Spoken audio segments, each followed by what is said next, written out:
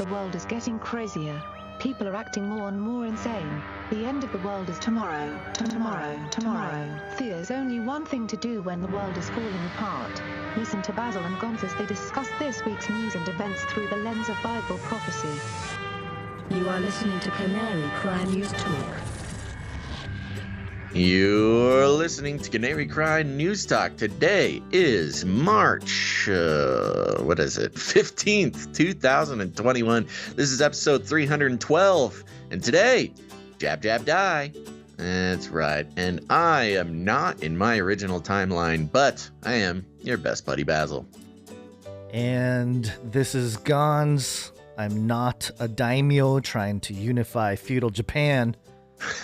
But I do want to welcome you to the podcast where we praise Jesus while reporting the egregious with a well-rounded, biblically grounded take on world events. And this is quite the miracle that I am even able to be sitting here broadcasting live. Yeah, and, we had so many layers of infrastructure breaking down over the weekend. You want to tell your side of the story? Yeah, well, first off, just real quick, I have a severe echo in my headphones, which I just haven't had the time to figure out what's going on. It's a latency issue for anybody who cares. Basically, what happened was I upgraded my Mac Pro 2013, still running. Wow. To the latest operating system, Big Sur, and bad idea. Bad idea. It was a big poop, is what it was. It just broke all of my fragile setup with my Masters of the Universe Mode 2 Ultralight MK4 and just everything. Everything is broken. Yeah. And which, it's interesting because we have dealt with catastrophes and apocalyptic tech problems before. This one was special because it happened Friday, or did it happen Saturday? Saturday, yeah. Yeah, it happened days ago, and you've been basically working tirelessly nonstop to remedy the problem. But this, I think maybe about once a year we have some sort of catastrophic tech breakdown, and that's just kind of the life of a guerrilla podcaster. But this one was pretty bad. You have done a great job of taking the WD-40, the paper clips, the duct tape, and putting together a system that'll work for today's show. So I applaud you for that. Nobody else could have done it, folks. That's why we got the man. The real deal over here. And people listening later on in the RSS feed might also notice that the quality isn't as up to par, but that's what's going to happen. I hope it's still better than a lot of podcasts out there that use the laptop mic and stuff like that. But yeah, I don't think people realize what it takes to run, a browser with like 50 windows open. You got multiple machines OBS. working too to do what we do. Yeah. I mean, it's a pretty crazy operation here, but alas. And then on top of that, daylight savings time happened.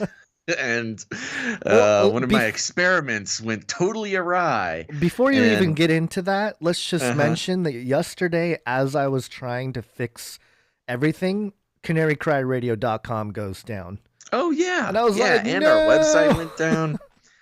Yeah. And the producer page went down. Everything went down. It was an exciting weekend. Yep.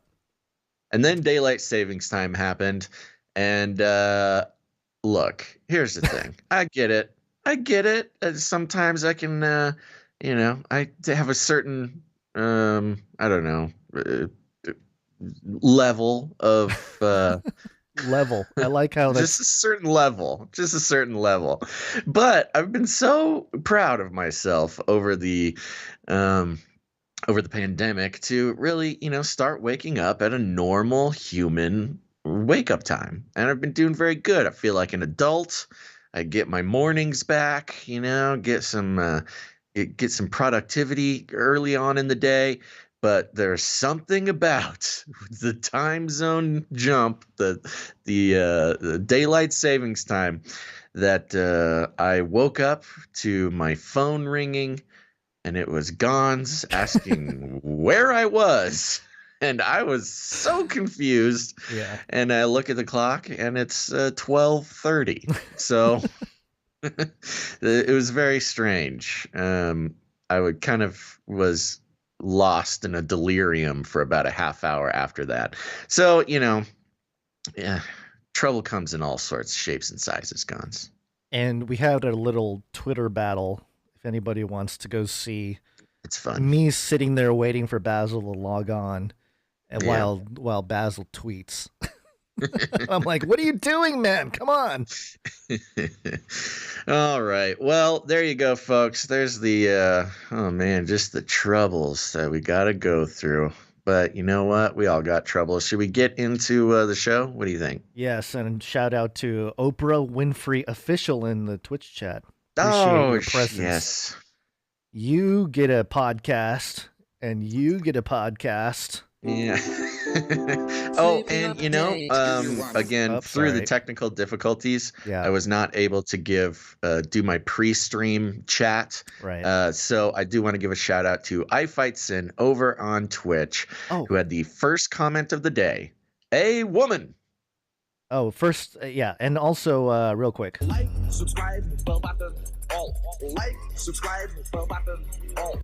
And before we get into the Flippy update, which we'll get into in a moment, I want to debunk ourselves. Oh, good. I like this. The Biden jab. I found footage with no glitch. Really? It's on YouTube, straight off of CNBC television. And wasn't that where we were watching the live stream of it? Watching it now, and no glitch. Interesting. That is very interesting. Because remember, we did not just find a clip randomly on YouTube. We were watching straight from, I believe it was ABC or CNBC. Yeah. So, we were watching from a mainstream outlet, and that's where it was displayed with the glitch. Right, but I think it might have been like a tweet, like an official tweet or something, so it's possible that there was some compression. No, I mean, I remember correctly. We were watching it straight off of the website. Okay. But yes, okay, I'm watching it now just to prove to myself. Oh my gosh, he's got some hairy arms. He's not just hairy legs, Biden. He's hairy arms, Biden. I'm surprised that the nurse didn't have to take a razor. Okay, Gons, I'm watching the video. Oh my God, it just keeps getting worse though. The video that you just played, I don't know if you're playing it live on the air there, but I watched it, and you're right, there is no glitch. But right before the needle enters his arm, they put up a chyron that blocks the contact point. Yeah. And for the chyron's a different name for a lower third, which is just a title that happens on the bottom, of news programs. And right before the needle goes into his arm, it says, "Breaking news: Biden gets first dose of coronavirus vaccine." And the image is perfectly placed to block the contact point between the needle and his arm. This is not better. I think this is more evidence of foul play, Gons. Yeah, it could be that the jab was and it's right faked, at the exact moment, too. There's no image, no chyron. She's doing the swab. She picks up the needle. It's about to go in. Chyron goes up, blocks the needle. Yeah, and Joe doesn't respond, so either he's, well, who knows if he has feeling in his arms. That's not he's just trying to play tough. But anyway, I thought I'd bring that up. I still don't buy it, man. You don't have to buy it, but I'm just saying third. No glitch. No glitch footage. You're right, though. Yeah, that is interesting. They replaced the glitch with because another interesting thing on the video that we were watching, there was no graphic. So they put the graphic on this glitchless video. They put the graphic on that wasn't there before, and it looks like a little bit of a different angle. I gotta look back at the original footage. Yeah, but it feels like it's a different compare. camera in the same room. Anyway. All right. Well, it's everybody's favorite time, Gons. It's the Flippy update. Flippy update. Do you want fries with that? All right, folks, if you're new to the show, let me tell you something. Flippy is the colloquial name for the disembodied robot arms that are taking our jobs, enslaving our children, and flirting with our spouses. We use talking about Flippy as a proxy conversation to discuss how robotics and AI are taking over the world, and there's nothing we can do about it. This one, we're moving closer to Flippy proper. This is coming from neural.it. Neural.it. And the headline is "The Candle: Robotic Philosophical Failure." Ooh, let's get philosophical, folks. How does our anthropomorphic vision of machines influence their interpretation? Okay. Put on your thinking cap, folks. This is going to get deep. How much does our anthropomorphic vision of machines influence their interpretation? And what do we need to attribute anthropomorphic qualities to a machine? The Candle by Amir Bastan explores these questions through a simple recurring gesture. An industrial robot arm with an audio speaker at the end points to a lit candle, and through the reproduction of highly vibrating low sounds, tries to blow it out. The discharge of vibration causes the flame to swing, but the attempt fails miserably every time, with the arm quickly reconfiguring its position and trying another angle again and again. The philosophical failure speaks in various ways. Beyond the artist's recurring reference, Tarkovsky's nostalgia movie, questioning, for example, the technical supremacy of an advanced machine and the impossibility of accomplishing an anthropomorphic basic task. So that was a whole bunch of fancy words to say, we put a lot of pressure on robots to be better than humans at things. And, he's in this art piece, he's sort of exploring how sad it is when they can't. And he's trying to make a statement about, human nature and the nature of robots and our expectations of robots being able to do what we can do as human beings. And I'm assuming you're playing the video there. Yeah. And for those who are just listening, as you may have heard when I just read, there's a tall white candle with the flame lit, and then there's a flippy arm that has a speaker on the end of it instead of a claw or something, and it's trying over and over and over to point the speaker at the candle very close and blast it with a sound, allegedly to try to blow out the candle with this speaker. And the whole project is this robot failing over and over and over at doing this. And I thought we're going to get a little philosophical on the Flippy update. Usually we talk about, a new killer robot arm that's, has a flamethrower or something and how we need to watch out. But we also get kind of deep on the Flippy update about the psychological operations behind robots making their way into our everyday lives. And this brought up a very interesting point. Because this art piece is speaking to the impotence that robots occasionally have, and especially in the Flippy update, a lot of times we show robots that are failing, and you can see in the chat, and many listeners may have the thought themselves of like, oh, this robot is failing. We've got nothing to worry about. There's still a lot of time before the robots take over the world. But it occurred to me that that's all part of the plan. Why would a company put out footage of a failing robot? It's kind of entertaining sometimes, but on a basic level, it's not very good PR for their project.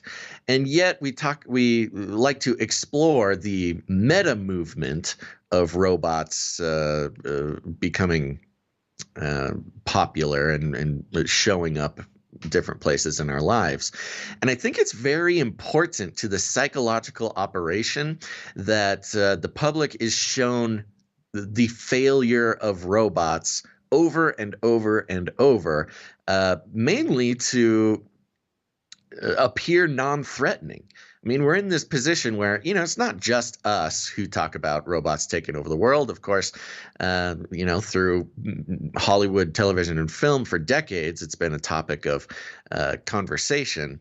But, in Hollywood depictions, the robots are always highly competent. And, you talk about movies like Terminator and stuff. This was way before robots were anywhere close to being some sort of threat. So it was fun and entertaining to have killer robots that are better than humans in almost every way.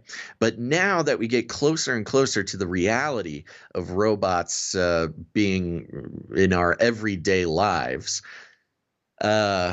I think it's very important, and I think the powers that be, whether it be our lizard people overlords or just simply the sort of hive mind of the robotics industry, it's very important that the public sees robots fail over and over and over, if for no other reason than to not be disturbed by the possibilities of these robots, having some sort of negative effect in our life. And I think it's working very well, because even, some people, and I would say a group in our chat or listen to this show, of course, the Flippy update is fun. Of course, we explore a very complicated relationship we have with robots.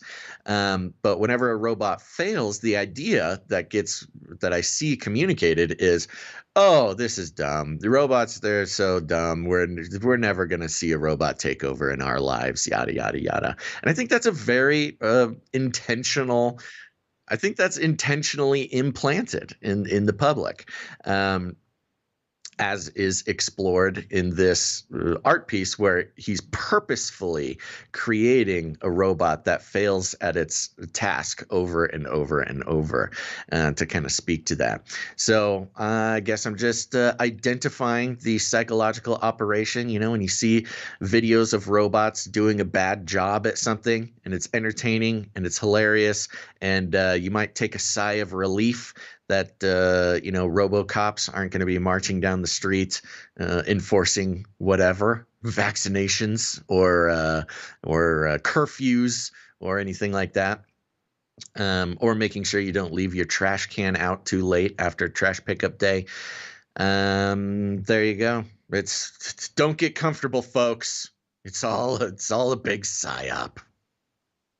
Yep, very true.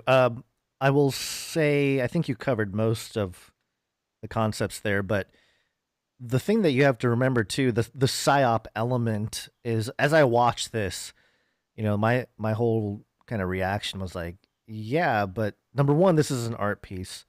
Number two, it's all a dial. You know what I mean? If they wanted to equip the Flippy arm with enough sound waves to put out the candle, they can. So it's all, to your point, it is very much a staged, controlled dissemination of the robot takeover. Yeah, it is impotence of the robot takeover. I mean, and that's the thing, because they easily could have put a bigger speaker or just put a little fan or something that made this robot blow out the candle. The interesting philosophical part is that he intentionally is causing the robot to fail every time that it tries. Right. It reminds me of the explanation of the whole alien disclosure. The public would panic if they knew the truth. So, I think that's exactly. I think it's almost a 1-for-1 comparison. Yeah. Every time that we get close to alien disclosure, the headlines will read, CIA intelligence releases documents on alien disclosure. Video from a Navy jet shows unidentified flying object, and it's all very exciting, and you click in, and it's just not enough. It's just barely not enough to be full disclosure, which I think it goes along the same lines. It's a purposeful impotence of the evidence that gives you just enough to address the issue you might be thinking about, whether it's robots taking over or aliens being here on Earth. But it's not enough to confirm your fears, and so it's kind of this weird intentional. I know the word I want to use, but I don't want to use it on air. So, but I think you get the point. Yeah. All right. We got a lot to cover here, so let's move on real quickly. A 666 update. 666. Newsweek.com. Zach Bagans buys these $666 satanic 6-string haunted guitar. Oh, somebody bought the guitar. Yeah, killed a teen. We have a name, Zach Bagans. So you can look for Zach's next album to be a hypnotic hit. You know what? Zach is the perfect name for a man to buy the 666 guitar. Yeah. No, I mean, no offense. I don't even mean that in a bad way. Any Zachs who are listening, Zach is the perfect name for somebody to buy the haunted guitar. Apparently, he's the what is this? Host of Ghost Adventures. Ghost Adventures, yeah, right. So yeah, the perfect guy to get it, I guess. Good PR, I guess. Good job. For the show. Yeah, good PR. That's yeah. I mean, why not? This guy's spending a few $100 to get noticed and have a Newsweek article written on him. That's actually pretty cheap PR, I gotta say. It's pretty cheap PR for someone with a mainstream show on television. $666 is a pretty good deal to get some articles written about you. Yeah, yeah. Moving on. Oh, here we go. You are already sort of a cybernetic symbiote. Neural nets are taking over from regular programming. So you are connected. This is from the independent.co.uk via MSN.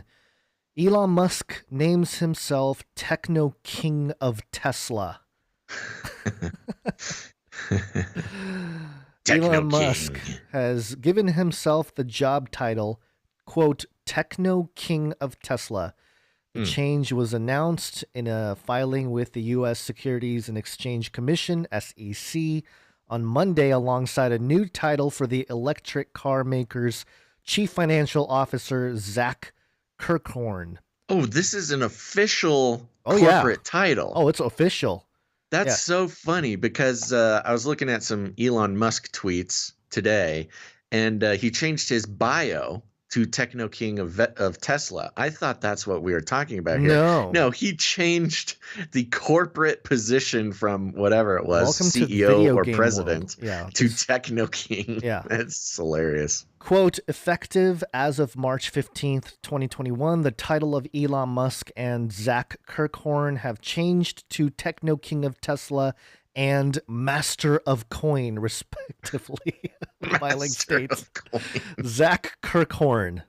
Wow. Is the Master of Coin. Say what you will about Tesla, and I would say we have an equally complicated relationship with Elon Musk as we do with Flippy the robot. He's having fun with it. At least he's having fun with it. I truly think that this is Tesla is spearheading and Elon this video game world. Like we're literally, I think, as machines and robots take over jobs, most people, their income, it's like a gamification of real life. Yeah, it's what's that movie that came out a couple years ago? Ready Player One. Ready Player One. That's literally what I think we're moving towards, and this kind of thing would make sense in that paradigm. So yeah, and it's interesting, from our perspective, keeping an eye on the technocracy, which is, the term means, leadership of technocrats, leadership of basically tech king. Right. I mean, I guess technically that he would be claiming himself the leader of a techno monarchy, which is basically technocracy with a little less bureaucracy. Yeah. There was somebody who's been sending us letters. Shout out to you out there. They've been claiming for a long time that they've been setting up Elon Musk to be either the Antichrist or the false prophet. And did they mention Technoking? They did not mention the title specifically. Missed it. How I mean, if you're gonna have a antichrist and false prophet, if you read Revelation 13 carefully, it's the false prophet that distributes the mark of the beast, the economic engine, the master of coin as the secondary chief financial officer to the Technoking of Tesla. Maybe he got the memo. Elon got the that's funny. Send it. I do want to give a shout out to Algorithm. Oh, I get it. Algorithm. Algorithm over on YouTube says that makes Bill Gates the vaccine king. If he changes his title to vaccine king of the Bill and Melinda Gates Foundation or the world or whatever, then we'll know we're in for some trouble. F'd up world in the chat. I think we all know what that means. Yeah, he said Elon Musk does make fire come down from heaven with those rockets landing. So, although again, that's the false prophet that does that, not the Antichrist prophet. Yeah. Well, just to make a quick comparison too, when I was talking about the philosophy of failing robots, I think that is equally applicable to the failing of Elon Musk's space travel devices. People rejoice when he explodes, when one of his rockets explodes. And I think whether on purpose or not, it does have a similar effect to the fears people have around ubiquitous space travel. And I think using combustion as the rocket, just using old flammable combustion as the technology is also a massive misdirection. You mean him not revealing that he's invented anti-gravity nodes? Yeah, the electromagnetic. Okay. Yeah. Real quick, got something about the Pope here, Space Pope Reptilian. Space Pope Reptilian. This is coming from Daily Mail. So the headline reads, Vatican admits it has nearly depleted its financial reserves and pleads for more donations from the faithful. Oh, okay. Okay, Vatican. Yeah. I'm sure everybody's buying that. For those who've been listening to the show, or for those who haven't, rather, we've been following the weird moves, the shakeups. Yes, there's been a very interesting series of shakeups going on with the Vatican, and specifically its financial department. The Pope pretty much gave the keys to the coffer to I forget his name, but to one singular man, and they've been hardening their rules and their legal processes, specifically against financial crimes being committed with Vatican funds. And it was all very strange. A lot of very strange moves were going down at the Vatican. And so we were keeping an eye on it. We had no idea what it could be. It was just, there's a trail of breadcrumbs in the news. And I think this makes sense. They were flailing because at least they claim, they're out of money. They've depleted their cash reserves. That possible? I have no idea. I don't buy it. Well, churches in general have been having a hard time because of coronavirus lockdowns. And of course, Italy has had especially difficult times with lockdowns. But, less people going to Catholic Mass, less people going to church means less tithes, less the offering basket being passed around a little bit less. And depending how much they were dependent on that cash flow at the time, I could see that causing some trouble with the cash reserves. Well, in the regard of money in, that makes sense. Yeah, but the Vatican is sitting on top of like an ancient library of priceless documents that if they wanted to really, if they need some money, they can release one for auction or something like that. And I don't think anybody's going to make the case that the Vatican's broke. It's the biggest real estate owner in the world, and owns I forget what it was either more than or close to the amount of gold as the Federal Reserve. So, I mean, I don't think they're broke, But that's why they specifically said financial reserves. That's cash reserves that can be easily moved around. Oh, they didn't get the check from the bailout? Maybe that's what it is. The stimulus bill didn't mention the Vatican, and The Pope Vatican slammed bailout. his reptilian fist on the desk, and he's like, "Where's our cash?" Yeah. Well, Gons, I feel good about this one. Not that I am, not that I care at all about the Vatican running out of cash, but over the years of us doing this show, we can sniff something out. We can sniff something happening, and a lot of people wondered why we were giving any airtime at all to the fact that the Vatican, I don't know, clamped down on their legal process or changed their master of coin. And here we go. It all came up to this. I wonder if that's You heard it here become a first, thing. folks on Canary Cry News Talk. I'm just waiting for Master of Coin to become a normal title. Like instead of CEO, CFO, we're just gonna have the who's your Technoking? Might be the start of the 10 kings, in the Bible. Anyway. Yeah, it'll be techno-feudalism. Yeah. Well, which is Techno-feudalism would be a much more fun way for the world to go as far as, those apocalypse-ready people. Techno-feudalism is a little bit more of an apocalyptic setup. But, technocrat, there's too much bureaucracy. Nobody likes that. Which, by the way, there's a picture that we're looking at here for those of you just listening and not looking at the screen of Pope Francis boards the papal plane before departing Baghdad. He's another one of those environmental guys, climate change guys, and he's the Green Pope. The Green Pope, yet again, as so much has been pointed out, the criticisms of those who claim we have to do something or the planet will die. He himself, the Pope, on a private jet. So yeah, of course. All that money. Like Al Gore, him and Al Gore. Yeah, Al Gore drinking baby blood. Jeez. You didn't hear about this? You didn't know about this? A private jet, but okay. Well, that's why they need private jets. They need their you gotta have your baby blood in peace. They need their adrenochrome bar without the peasants bothering them. You're gonna get us tagged for Q stuff again.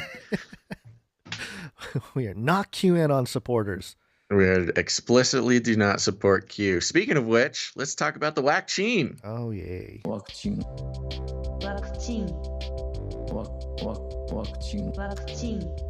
I wanted to just real quick. We named the episode "Jab Jab Die" because multiple layers to this. I looked up jab jab. Multiple layers. Do you know what jab jab is in the Caribbean? In the Caribbean, no.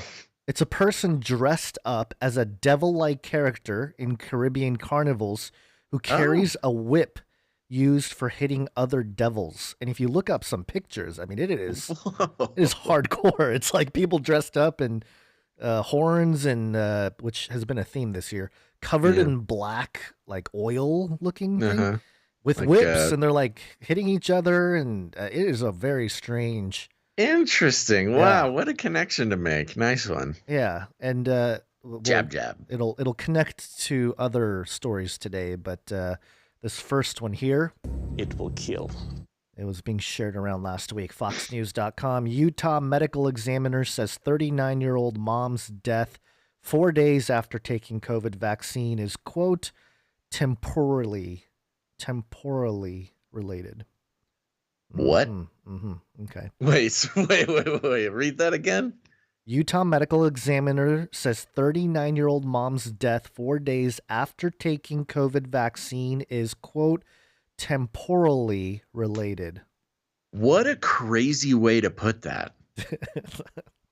What a crazy, vague way to say that yeah, she may have died from the jab. Temporally related? What is this guy, into Doctor Who? Yeah, it's a time machine issue. The family. He's been reading too much Hitchhiker's Guide to the Galaxy. Yeah, well, Maybe they're just living in your universe where Yeah, you that's sleep true. till 12:30 in I the am also afternoon. temporally related. Temporally challenged, I would I'm say. temporally challenged. Okay, the family of a 39-year-old Utah mother who died just 4 days after taking her second dose of the COVID vaccine believes her death may be directly connected to the vaccine. But medical experts are cautioning the public not to jump to conclusions until all the facts are collected. Not unlike everybody jumped to conclusions on how people were Just dying last year from COVID over and over again. just because something is temporally related, don't go jumping to conclusions. Yeah, I feel Weird. bad for the family. She's way too young to pass away. Yeah, Cassidy Kurill, what is that? Kurill? I think that's how you say it. Received her sure. second dose of the Moderna COVID-19 vaccine on Monday, February 1st. Over the next few days, she became sick and her condition worsened. By Friday, Kurill was dead. Kurill's father, Alfred Hawley, told Fox News Holly. Wednesday. Holly? Yeah, sorry. I did hear somebody say it, so I think Okay. it's Holly. Hawley told Fox News Wednesday his daughter, quote, was seemingly healthy as a horse and had, quote, no known underlying conditions. Okay, by the way, just real quick, this echo is driving me crazy. This is Yeah, like insanity. I'm surprised you're able to do what you're able to do. I'm gonna have to get some therapy after this. Or something. If you want to pass driving on me any mad. reading, you can. I'm It's okay. reading with an echo is almost impossible. You're doing some real brain Yeah, exercise my doing brain is it's shroomed up. it. Yeah. That's going to get me in trouble, too. Despite his daughter's tragic death, Holly, who is 69 and diabetic, still got the vaccine himself because of the threat COVID-19 poses to his demographic. He says he recognizes that his daughter's tragic death was 1 in a million. Was it?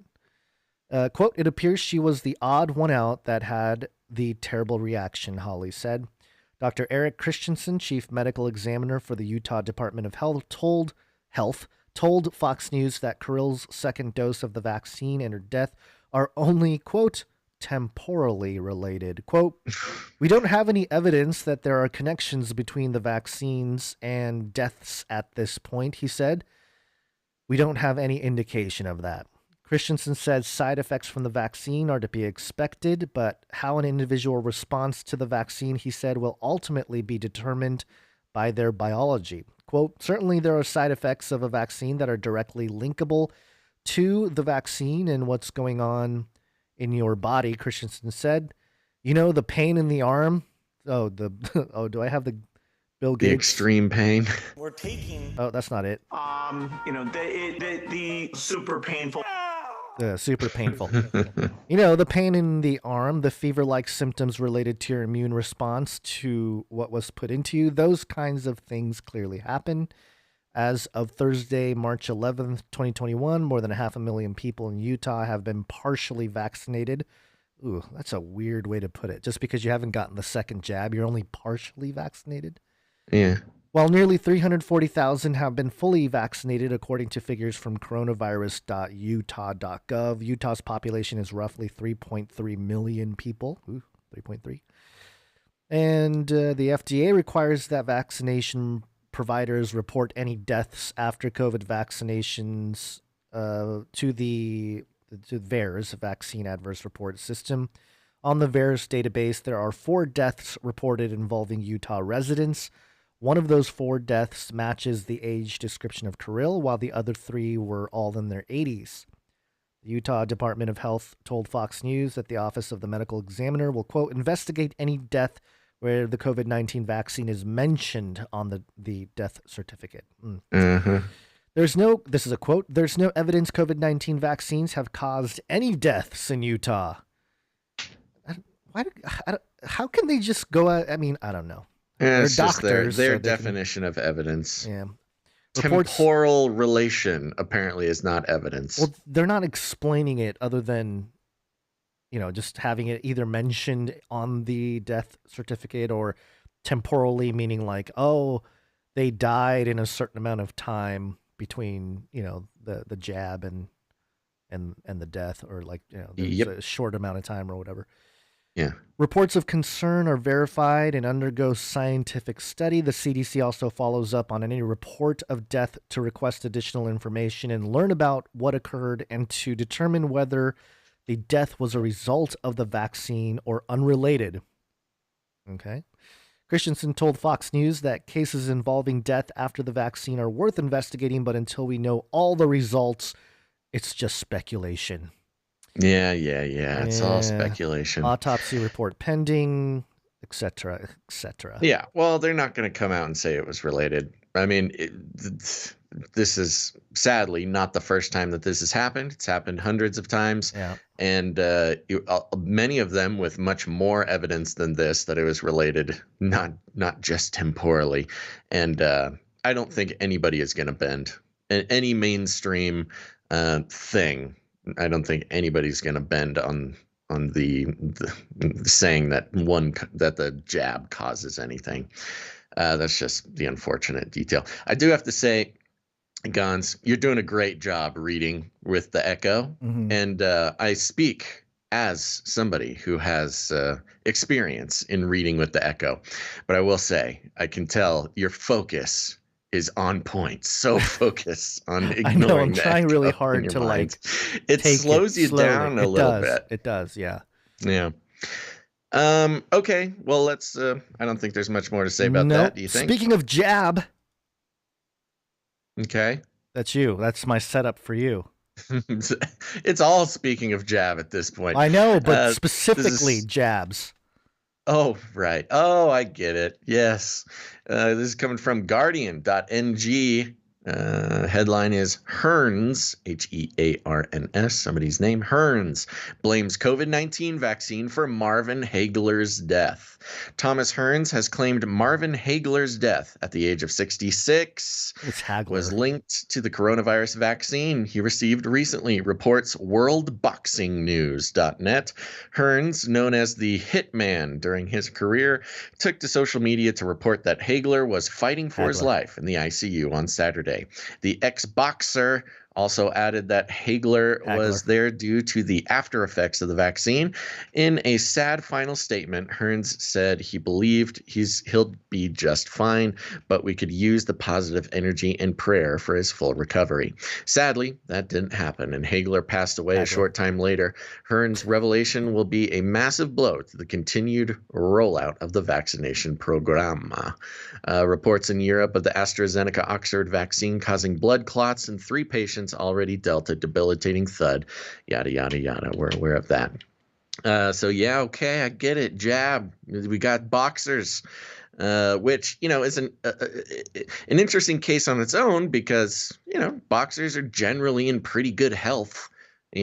Healthy as a horse, just like the Utah woman there. Do you know about the Hagler? Hagler, by the way. It's not Hagler.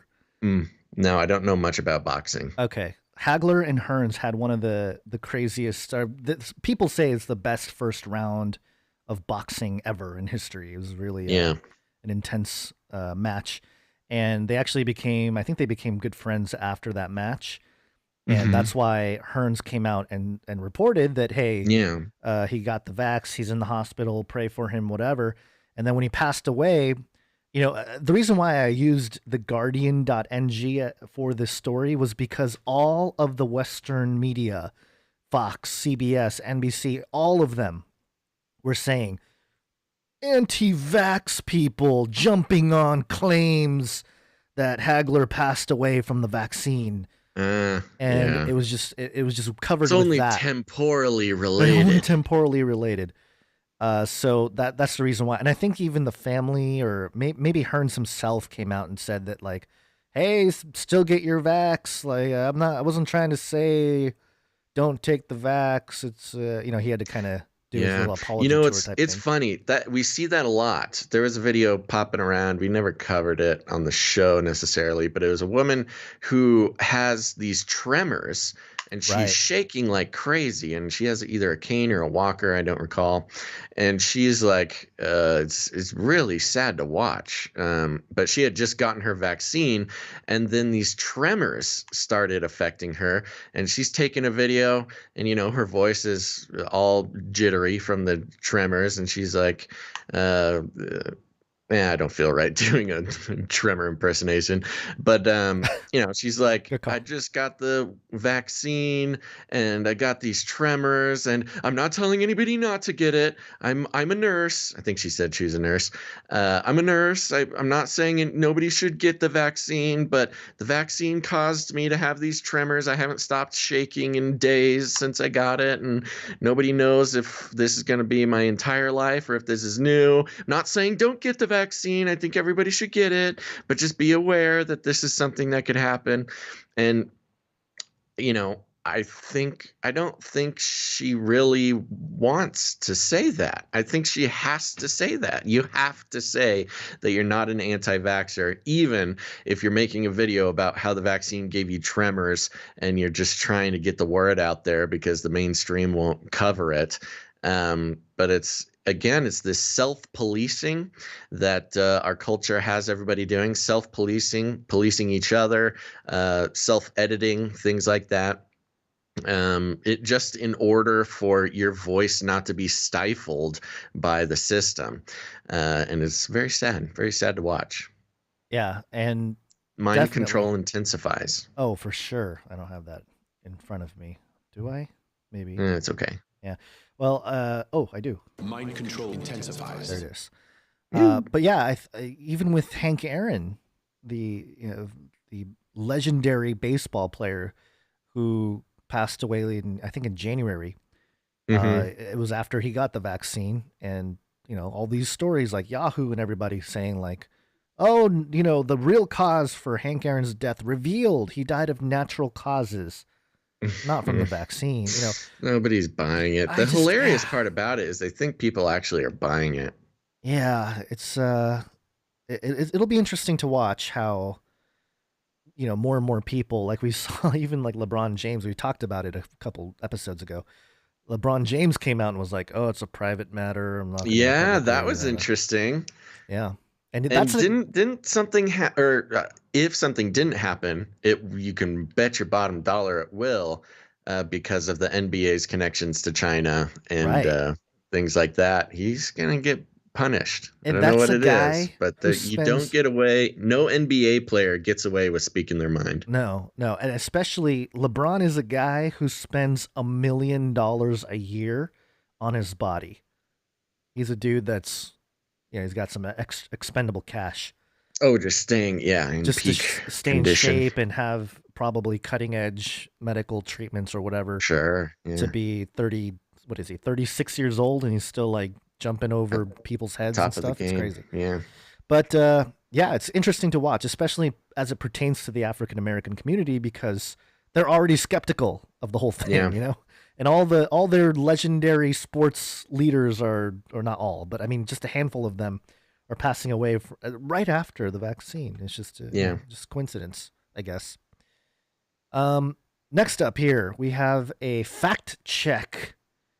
I don't have my fact checker jingle. I think we've had a couple sent to us too. But in any case, Newsweek.com fact check. Have 966 people died after receiving the COVID vaccine? ? It says here the U.S. COVID vaccine rollout has seen over 90 million people receive at least one dose, according to Centers for Disease Control and Prevention data as of March 7th. Scientists told Newsweek on February 24th that serious side effects from the vaccine were rare at a time when 65 million doses had been given. Some examples of common reported side effects include pain at the site of injection and tiredness. There also have been reports of people dying after receiving the vaccine based on data from the CDC's VAERS reporting database. VAERS in the U.S.-based early warning system for vaccine side effects, or is. Healthcare professionals are required to report certain adverse events that occur after vaccines to the system, but it is not designed to give information on what caused the events, such as deaths. I like how death is an event. Far-right U.S. news outlets like the Epoch Times reported on March 6th that 966 people had died after having the Pfizer or Moderna COVID vaccines. The report said it had drawn the data from various reports between December 14th of 2020 and February 19th, 2021. According to the report, 472 people died after receiving a Moderna vaccine, while 489 died after receiving a Pfizer vaccine. Additionally, 5 people died after receiving a jab from an unknown manufacturer. Oh, are these black market vaccines? I don't know, but it's only That's 5, funny. so, whatever. The report also included data on the age group and gender. It showed the largest population of deaths, 29%, occurred in people ages 80 to 89. It also showed males accounted for 55% of deaths to 43% of females. It said the deaths had occurred between 0 and 49 days after vaccination, with 94 unknown. The article 0? That means some people died the same day they got the vaccine. Yeah, well, Talk about being temporally related. right. Wasn't that lady has anybody seen the Tiffany Dover? Wasn't she the one that fell over and passed out? But you're talking about the nurse? The nurse lady? Yeah. Yeah, I don't think she died, but Okay. yeah. All right. Okay.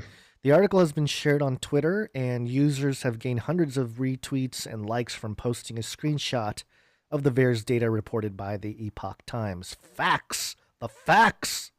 Okay, let's get the facts. There are hundreds of Newsweek. reports of people having died after getting a COVID vaccine, but that does not necessarily mean the vaccine was the cause. Of course. Using Wonder, all capital letters, the CDC's VAERS database search tool, Newsweek gathered adverse report data specifically on deaths following a COVID vaccine from Moderna or Pfizer. It is important to note that our data contain VAERS reports processed as of February 26th. Very Newsweek important. selected only deaths as an adverse event and selected the COVID vaccine as the only vaccine in the data set. We specified Pfizer and Moderna as the vaccine manufacturers. We also chose our symptom onset intervals as all days, which range from 0 to over 120 days. We did not specify gender or age in the overall results. Our time frame ran from earliest possible dates before 1990 to ensure every COVID vaccine was included. Weird. Why That's would you weird. Why do would that? That makes okay, weird. There's no... I think they're trying to make the case that only look how little the number of people have died. Yeah, Our we VAERS took results. a wide swath. We Yeah. had very broad heuristics. Our VAERS results showed 970 people died after being given a Pfizer or Moderna vaccine shot. How long has Pfizer vaccines been on the market? Or has Pfizer before this, the C19, have they had a product on market? I don't really know. I know think Moderna the biggest hasn't. Moderna. This is their first Moderna thing. has not. I think the biggest regular vaccine company is Merck. I don't really know about Pfizer. About Johnson. Janssen, I don't know either. I think they have. I think No, they they've do had- I have think they've been had it. manufacturing for a while. Yeah. Newsweek contacted, so of those deaths, 495 occurred following a Moderna shot and 475 occurred following a Pfizer shot. Oh, Okay. Moderna's winning. Newsweek contacted Pfizer and Moderna for comment. And there's a screenshot here for those of you watching of the test results. Then it says, this differs slightly from the Epoch Times' data, which showed 489 had died after receiving a Pfizer shot and 472 after receiving a Moderna shot. However, the final result is close. It is Okay. unclear why data seen by Newsweek differed from the Epoch Times' data. I mean, it's not that different. Yeah. I mean, Yeah. what is this? A discrepancy of what? So what's 20, the deal? 30? What's the ruling? Are they We'll calling get it to true? it. Or are they calling it false? We'll get to it. Okay. This might be because the data had been updated since the Epoch Times ran blah, blah, blah. Okay. The Epoch Times did not specify whether it had used Wonder. The ruling, mostly true. Okay.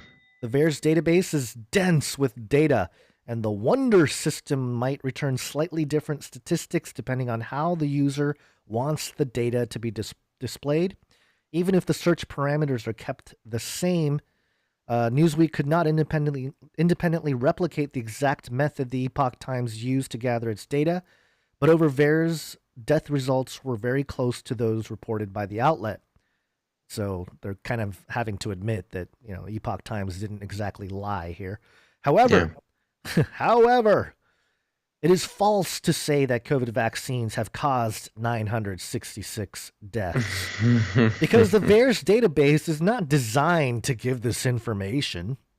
For example, in the dataset published by the Epoch Times, one of the people who died after getting a vaccine had also been injured in a car crash between getting the jab and the date of their death, but the case was still included in the dataset. What does this sound like? Nice little double speak. What does this sound like? Sounds like COVID deaths after a dude died from a motorcycle accident. Yeah, so apparently we can't count a motorcycle accident as a vaccine death, but you can count a motorcycle accident as a COVID death. Right. I see. Okay. Well, I'm glad they cleared that up. The CDC said on its adverse events page, updated March 1st, quote, "To date, VAERS has not detected patterns and cause of death that would indicate a safety problem with COVID-19 vaccines." Kent Woods, former chief executive of the UK Medicines and Healthcare Products Regulatory Agency, previously told Newsweek that a person suddenly dying after having a vaccine is not proof that the vaccine caused the death. They are scum. Yeah. There you go. So of course. It's true. The fact check is true, but not true. It's true with the caveat. Yeah, of course. Well, speaking of vaccine deaths, let's head over here to metro.co.uk. If you remember the past episode or two, we talked about some Scandinavian countries banning the AstraZeneca, the Oxford AstraZeneca vaccine, because a lady in Austria had a blood clot following getting the vaccine. Yep. And this is a beautiful example of, I don't know, I guess the same sort of double speak when it comes to vaccine deaths. Of course, we identified the fact that this was AstraZeneca had one, I think they're up to 3 now, 3 blood clot cases, and countries across the EU and Europe were completely banning the AstraZeneca vaccine. And yet the Pfizer and Moderna and other vaccines are totally fine, even though there's deaths temporally related to those as well. I think we identified that this was an economic move. This is a financial move, a predatory link between Pfizer and or Moderna trying to assassinate the Oxford AstraZeneca vaccine.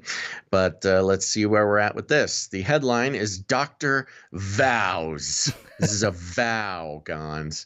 Doctor vows there is no link between Oxford COVID-19 vaccine and blood clots amid fears. This guy better watch out. If he's a real doctor, you don't want to get Pfizer and Moderna against you, but he's vowing. Okay, before we get into the story, I just want everybody to know, especially those just listening, that this doctor he's dressed like the Joker. He's got like a blue suit jacket on with an aquamarine jacket. Is it aquamarine? Okay, so looks like it. Marine jacket with a what color is that? It looks like an Easter bow tie. Easter is pastel. What that is? I think there's a pelican. It's a very colorful bow tie.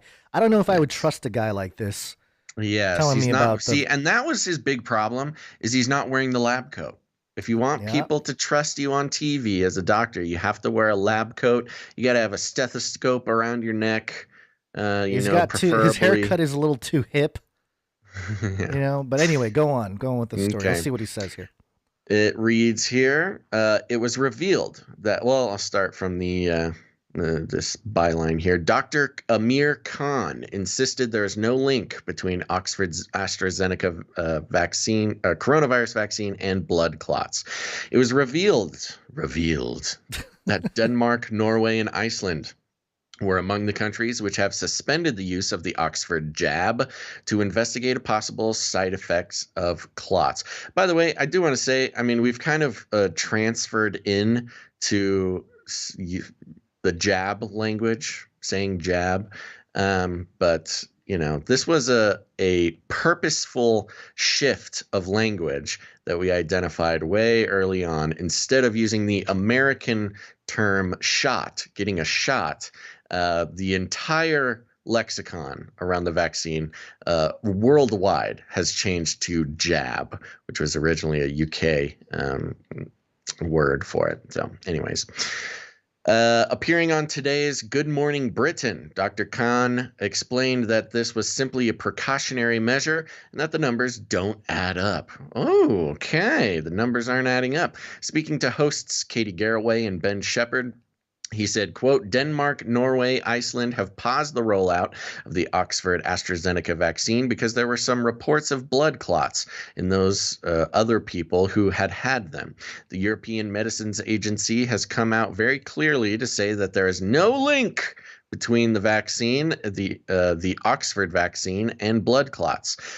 Oxford AstraZeneca themselves had said that the vaccine went through rigorous clinical trials, and this is not a known side effect. Okay, well, if the company said it themselves. Quote continues, and when you look at the numbers, it doesn't really add up. 5 million people across Europe, and the Oxford AstraZeneca vaccine, 30 of them developed blood clots. Oh, that's an updated number.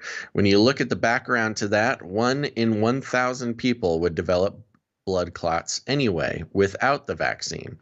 So I do want to allay people's concerns. There is no link between the vaccine and blood clots. When Kate asked about the link between coronavirus and blood clots and whether this has sparked concern over the vaccine, the health expert emphasized that the jab has nothing to do with this. The two are very separate, he continued. Coronavirus itself can affect the way your blood clots and increase the risk of clotting. It increases inflammation in the body, which again can increase your risk of blood clotting. However, the vaccines don't contain the virus.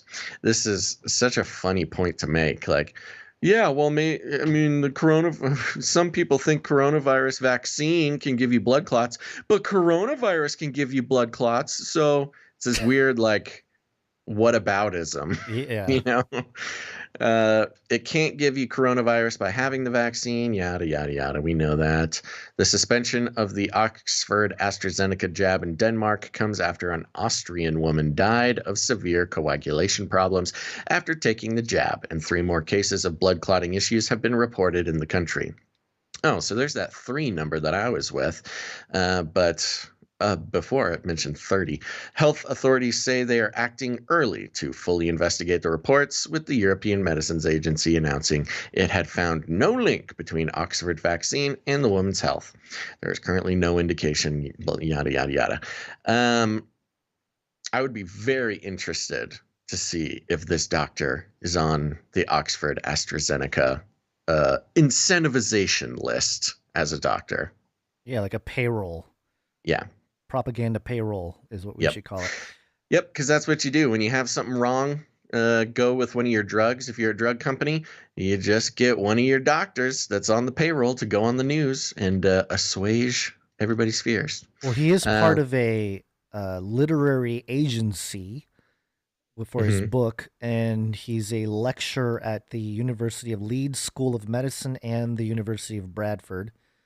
So university connection seeing there. If any of those are connected to Oxford or have some sort of partnership with Oxford would be a connection to look for. I mean, just being a university guy with a book out there, and he's right. You need the approval of Oxford. Yeah. To I don't think this happens randomly. This is like a PR war. He's in the system. He's in the higher education system, which of course, Oxford would have ties to that entire web apparatus. Yeah. Yep. So there you go. Okay. Well, there you go. Don't worry, folks. If your blood's clotting, you're fine. Guy with the colorful ties says, rub dirt in it. Not part of the vaccine.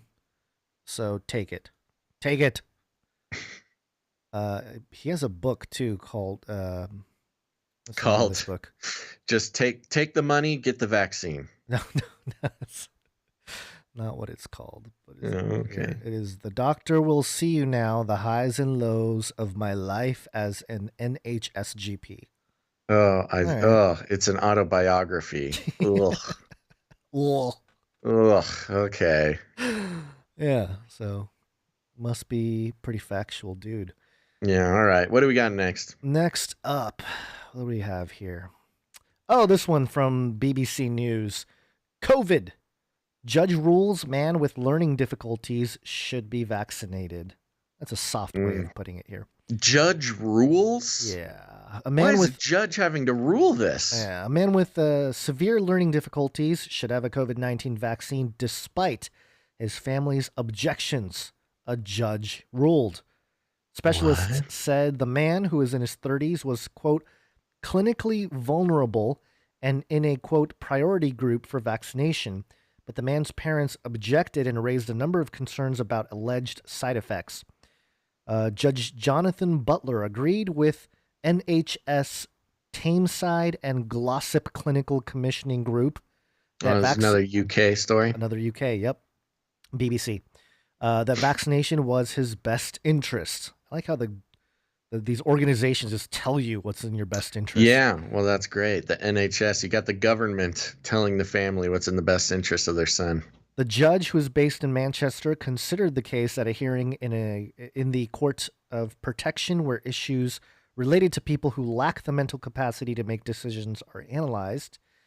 He did not name the man in his written ruling published on Friday. A number of specialists involved in a man's. I'm falling apart. The number. Blah.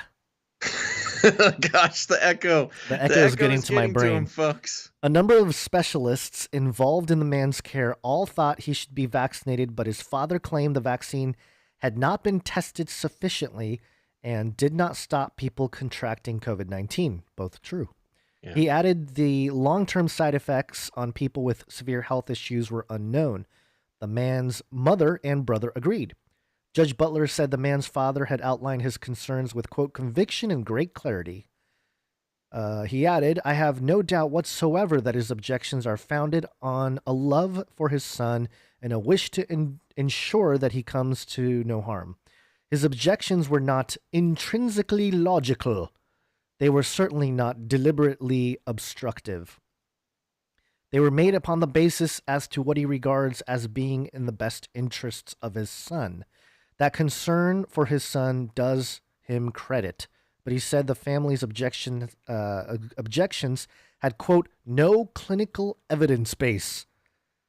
This is very strange. Just the how they use some of the evidence or not use the evidence depending on the argument. You know, it's very, it's like, look at all the science. Yeah, well, the problem with this, at least from an American perspective, is it harkens to the Cuomo eugenics debacle. Yeah. Where Cuomo, whether on purpose or not, put a bunch of people in this similar condition in basically a COVID death trap. Right. Not talking about the elderly homes, but he did a similar thing with disability or, I don't know what it was, a group home or something, or some sort of clinic that gave a bunch of people in this category COVID. So, yeah. So basically, if you have mental issues in the UK, you have no rights. Yeah, that's that NHS thing, that government-based socialized medicine. Yep. And that, I think, sets a bad precedent for U.S. citizens, hopefully. You know, we may see something similar out here. I can see it happening. Yeah, haven't really heard much about vaccines and people in this category. We'll see. Maybe just look into it. I think it's, the blueprint. Why would you not? But let's see. I think that is it for this story. There's a couple more stories related to the Waccine. This one has to do with propaganda, interestingly enough. Great. State-sponsored propaganda machinery. And just real quick here, usnews.com, Russia, U.S. locked in propaganda war over vaccines. Mm. And it says here, Russia on Friday accused the U.S. of preparing a massive disinformation campaign to discredit Moscow's coronavirus vaccine, Sputnik 5, in the eyes of European leaders and in other countries. This is the one you get an powers... ice cream cone if you get the vaccine. Yeah. Fun. With which world powers seek greater relations. Citing an unnamed source from the Kremlin who referenced intelligence reports, Russian state news claimed the large-scale campaign will be, according to a translation, quote, aimed at creating a bias toward domestic scientific developments of Russia's COVID-19 vaccine, particularly for countries that have already signed up to receive it. It also claims the U.S. was pushing instead for countries to agree to receive its own vaccines, particularly one developed by Pfizer. Pfizer, man, they're just like pushing it everywhere. They're the bully vaccine company on the block. They really are. They're the big kid on the playground. And connected to Germany, so Nazi. It's the Nazi jab. Please don't quote me on that. The State Department and its Global Engagement Center, a relatively new office tasked with countering disinformation, did not immediately respond to requests for comment. However, Russia's claims follow similar assertions from U.S. officials and confirmed by State Department spokesman Ned Price earlier this week that Moscow was behind a similar campaign targeting U.S.-made vaccines. I mean, this has gotten to the point where it's like, you lie. No, you lie. Well, you know what the funny thing about this is? They're making it a nationalist issue. Yeah. Russian vaccines versus American vaccines. Who will win? And it's just like, no. I mean, putting it in a nationalist context is such a diversion. This is about the companies that have developed vaccines and want to make money off of their work. Yeah. Of course, Pfizer, like you said, big kid on the playground, wants the whole world to take Pfizer. And as we've seen, they have taken drastic steps across the board to keep people from, or to keep as many vaccines from being accepted in the public. Moderna was only given a pass because Fauci has a big stake in the company. So, you know, I truly believe that's the only reason Moderna is even on the ticket. Do you have on the billboard? Do you have hard evidence for that? Because I did find, you know, Fauci's involvement with the NIH and NIAID and stuff like that, with holding the patents and stuff. But do you have like a source for Fauci actually owning stock in Moderna, like in terms of? Oh, you know, I don't have it on me. We went through it last year at some point, but yeah, maybe we need to compile the document again and revisit that before we just keep say talking about false that. News on the show. No, it's not false news, but just I've had a couple I don't know. people Maybe ask it me is. about it. We went through it. It's been shoot. It was sometime see. last year. I mean, it's at least 6 months ago that we went through that. Yeah. So yeah. Well, that's a good idea. We should dig up that evidence again and present it if we're gonna keep talking about it.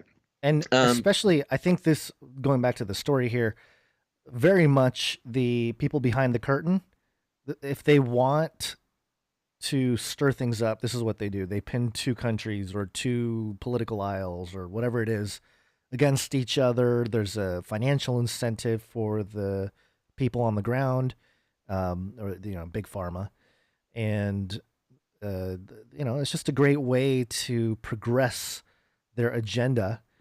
And because, you know, I can picture some people that were, well, I don't know, maybe not with Russia, but a sort of nationalistic, like, hey, no, we want our companies to do well. I mean, Trump was certainly like that. Trump was very much like pro any U.S. made anything in terms of manufacturing. Well, it's I guess the point is, it's not about efficacy. No, it's not about not at which vaccine works or doesn't work whatever, or if any of them work. Yeah. It's just about keeping Russian money in Russia versus sending it off to an American company. Sure. Okay, Oh, sorry. this I was mask story. trying to do a quick trying to do a quick search about the Moderna thing. I believe Bill Gates is a big player in Moderna specifically as well. Bill Gates is. His name Yeah. has been removed from all of their website stuff. Right. you'd have to So go into the that archives would be another reason why Moderna would be allowed in the ring. Yeah. And why Pfizer would be disincentivized to to bully Moderna too much. Yeah. If you're working alone, Okay, one last thing. Are you done? You good with that? is to protect the people you care about. I was just playing a jingle, but Yeah, with our new setup, it's hard for me to hear the jingles. Yeah. It just cuts off more, so sorry if I step on more of them this show. This is coming from The Guardian, just a quick little mask story that was sent to me by producer Ciara, so thank you very much.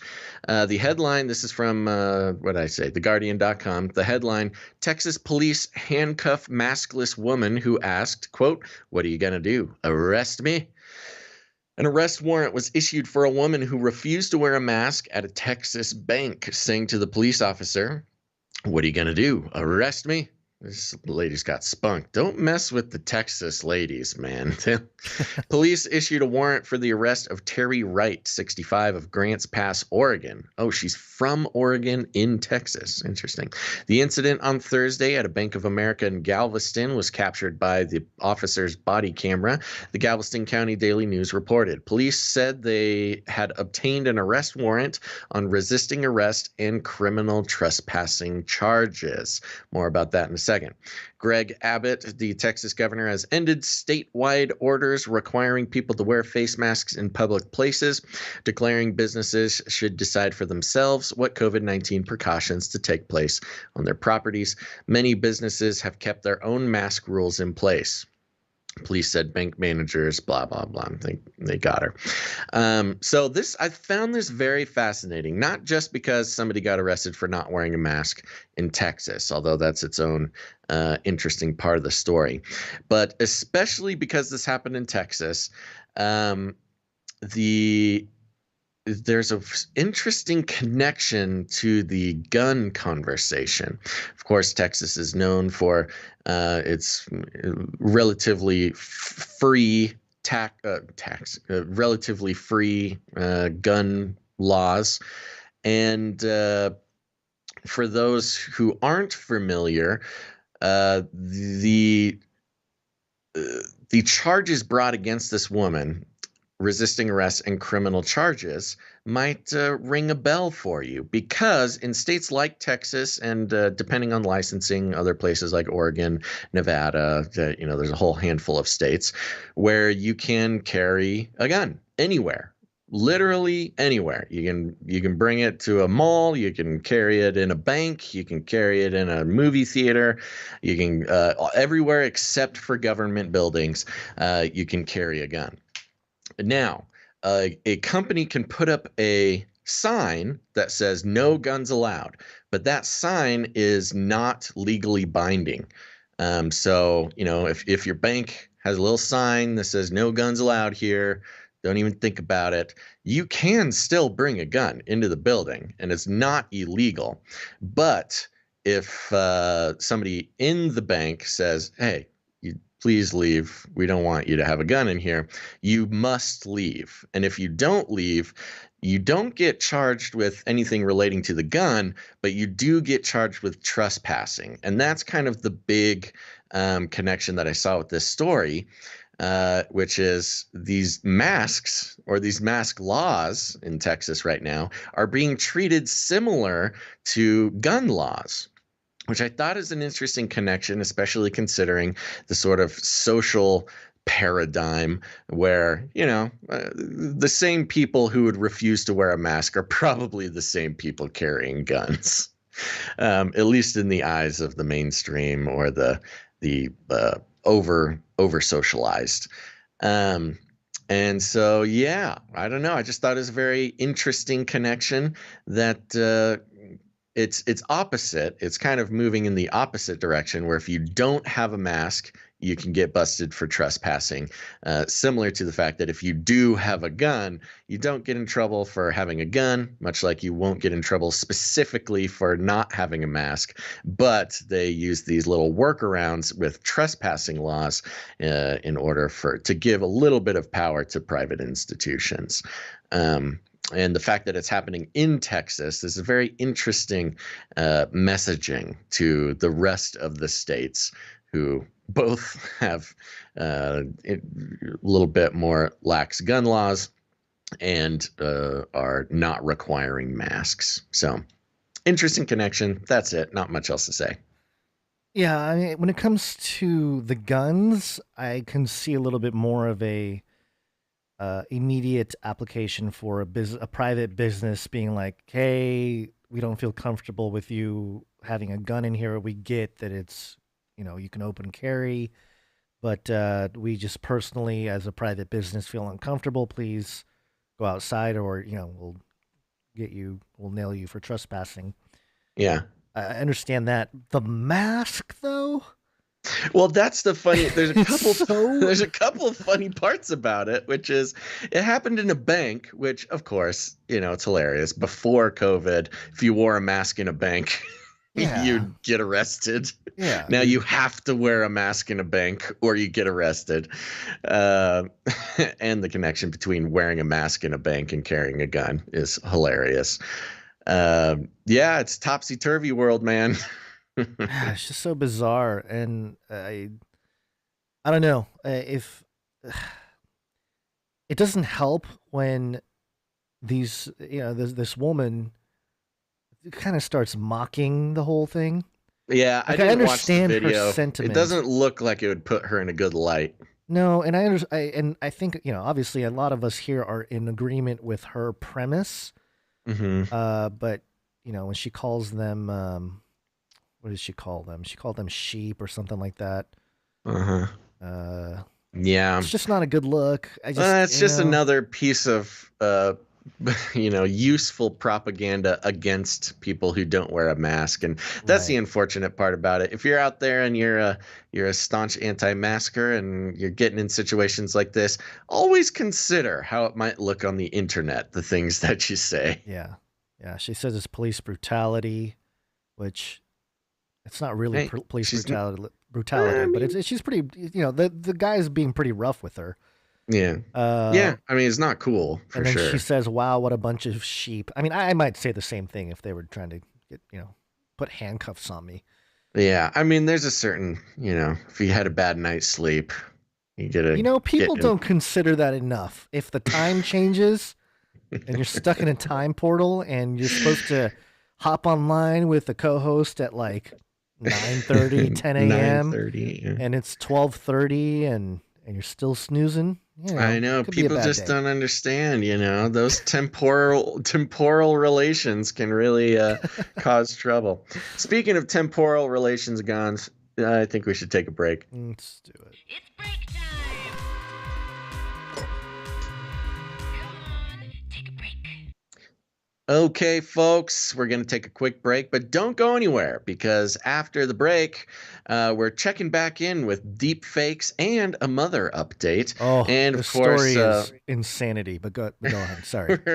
we're going to be checking in with the Beast system across the board with some AI updates, CRISPR updates, race wars, and yeah, all sorts of some baby sacrifice. Oh goodness! So promises to be a good second half of show. Stick around. Deep fake and baby sacrificing. Oh jeez.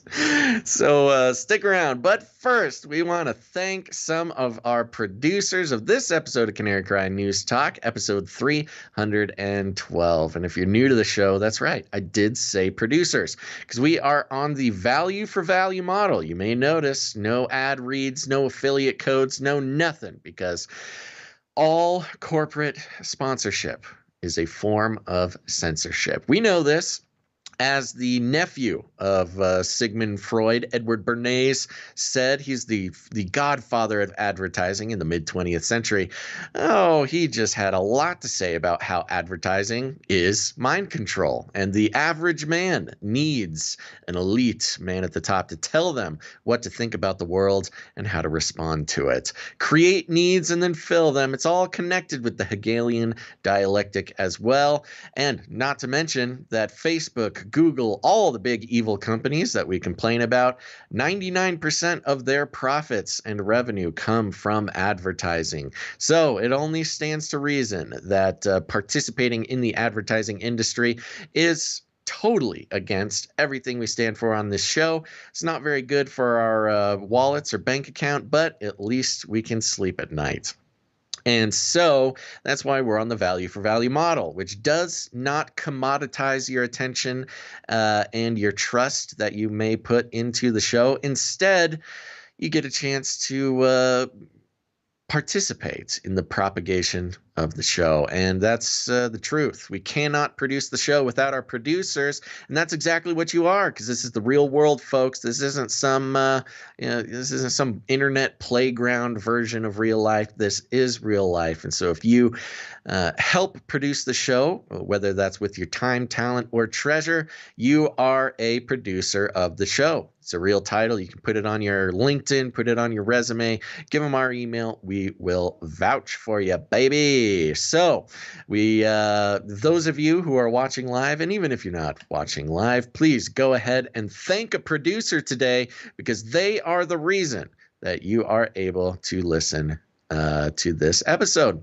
So I want to start out with letting you know about patreon.com/CCNT for Canary Cry News Talk. That's patreon.com/CCNT.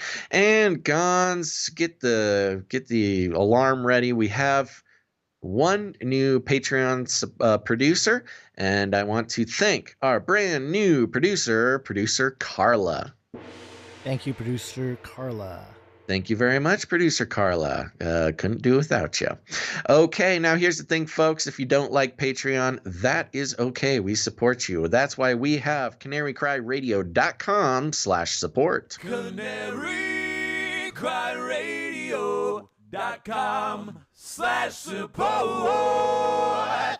That's right. canarycryradio.com/support has got all sorts of fun things on it. You've got, well, all sorts of ways to support the show. First of all, you can come in with a monthly producership. If you want to commit to keeping the show going on a monthly basis, we appreciate all of our monthly producers so much for helping to lay down a firm foundation for the show. And that's through PayPal there. But if commitment is not your thing, you can go ahead and make a one-time producership in any amount that you would like. The freedom we provide, the options, it's amazing. And that's all through PayPal there. You can also read about the Canary Cry Roundtable of Knights and Dames. You're going to want to do that. That's very important. And, of course, for our crypto friends out there, that's right, we are crypto friendly. You can use your cryptocurrency to produce the show as well. It will be anonymous unless you send us an email, and that way we can give you credit for it. Thank you so much. Gons, who do we have coming in on the PayPal? PayPal, which, before we do, did you see crypto crashed? Bitcoin crashed to $56,000. Crashed 9%. Yeah, hey, it's okay. For those who are not used to crypto, if you're used to crypto, a 9% pullback is that's nothing. You see that on a daily basis. Yeah. All right, so PayPal, we have some of our producers we need to thank. First up, Stephen C. Or maybe Stefan. I think it's Stephen. Thank you very much. What do you think? Stephen or Stefan C. Stephen! Yeah, I say Stephen. Yeah. This looks like some sort of special number, although I don't know what it is. $5.11. Oh, new recurring. Thank you very much, monthly producer Stephen. Stefan. Stephen? Yeah, Stefan. Maybe it's Ephesians 5:11. That's one of our tiers on Canary Cry Radio Patreon. Which I know Patreon is another, again, I mentioned it in the last episode, but a couple of our peer truther types out there got banned from Patreon, which It is not surprising since we almost did as well. So Yeah, we had to fight that good fight. it is a thing. All right. Next up, producer Spears Desert. Thank you very much, producer Spears Desert. And next up, producer Ismail S. Thank you very much, Ismail S. with the 33 Illuminati Handler producership. Yep, another Illuminati handler in our, or I guess we're in his back pocket. We've got a whole bullpen. Yeah, it's a bullpen of Illuminati handlers. Next up, producer Yvonne. Thank you very much, Yvonne. And I believe you she's think it's in the Yvonne or Yvonne? I don't know. I've correct us. It's been Yvonne. At least people that I've known with that spelling is Yvonne. Okay. Joni of Arc, aka JOA. I think that's who I saw in the chat. Oh yeah, that's her in the chat. Okay, great. Thanks for your service, men. Keep up the good fight for the just. Well, thank you so much. Thank you very much, Joni of Arc. I see her in the chat there. Coffee in Danish. Oh, it just went by here. Hold on. Coffee in Danish, 28 and 88. When the mood strikes me, or you look sluggish. JOA to you guys. Thank you very much. All right. Thank you very much. Next up, we have Malik. I almost said Malik. That's your fault. Know. I was wondering. I saw that before the show. I'm like, I'm going to let him read this. We'll see what he says. And he said, much love, guys. Keep up the good work. Thank you very much, producer Malik. Thank you very much. Next, we have our executive producer for episode 312, producer Kyle H. Thank you very much, producer Kyle. Coming in strong, producer Kyle. Thank you. Appreciate it. No note. Next up, producer Kimberly W. with a pocket full of sevens. Woo! Thank you very much, producer Kimberly. And she says, radically following Jesus, he's not, or no, I'm sorry, he's alone. Hold on. I think she meant he alone is worth it. Yeah. Shield maiden for Christ, I think in the chat. Yep. There you go. Thank you very much, producer Kim. And lastly here, coming in, sliding in home here, last second, Shield Labs. Thank you very much, producer Shield Labs. No note for that one? Let me double check. No note. No note. No. All right, that does it for our producers coming in with the treasure. You can also give us your time and talent. People like Jade Bouncerson coming in with the timestamps. Really appreciate it. Thank you very much. And just to repeat it here, Jade Bouncerson has been doing our timestamps for a long time. We very much appreciate it.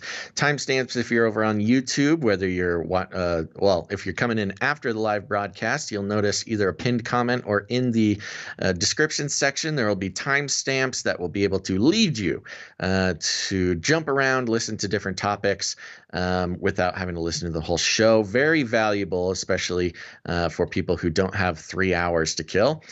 So we thank producer Jade Bouncerson for that. And if anybody else wants to volunteer your time to become a producer in that regard, you can go ahead and email jadebouncerson@gmail.com. That's JADE Bouncerson, just how it sounds, BOUNCERSON @gmail.com. I know she would appreciate some help. But, they're also a champion in their own right. That's right. And with your time and talent, you can send us jingles, which we have a couple today. This first one is from Mr. Magoo. We called for we called for a review jingle. And so Mr. Magoo went to his lab and came out with this thing.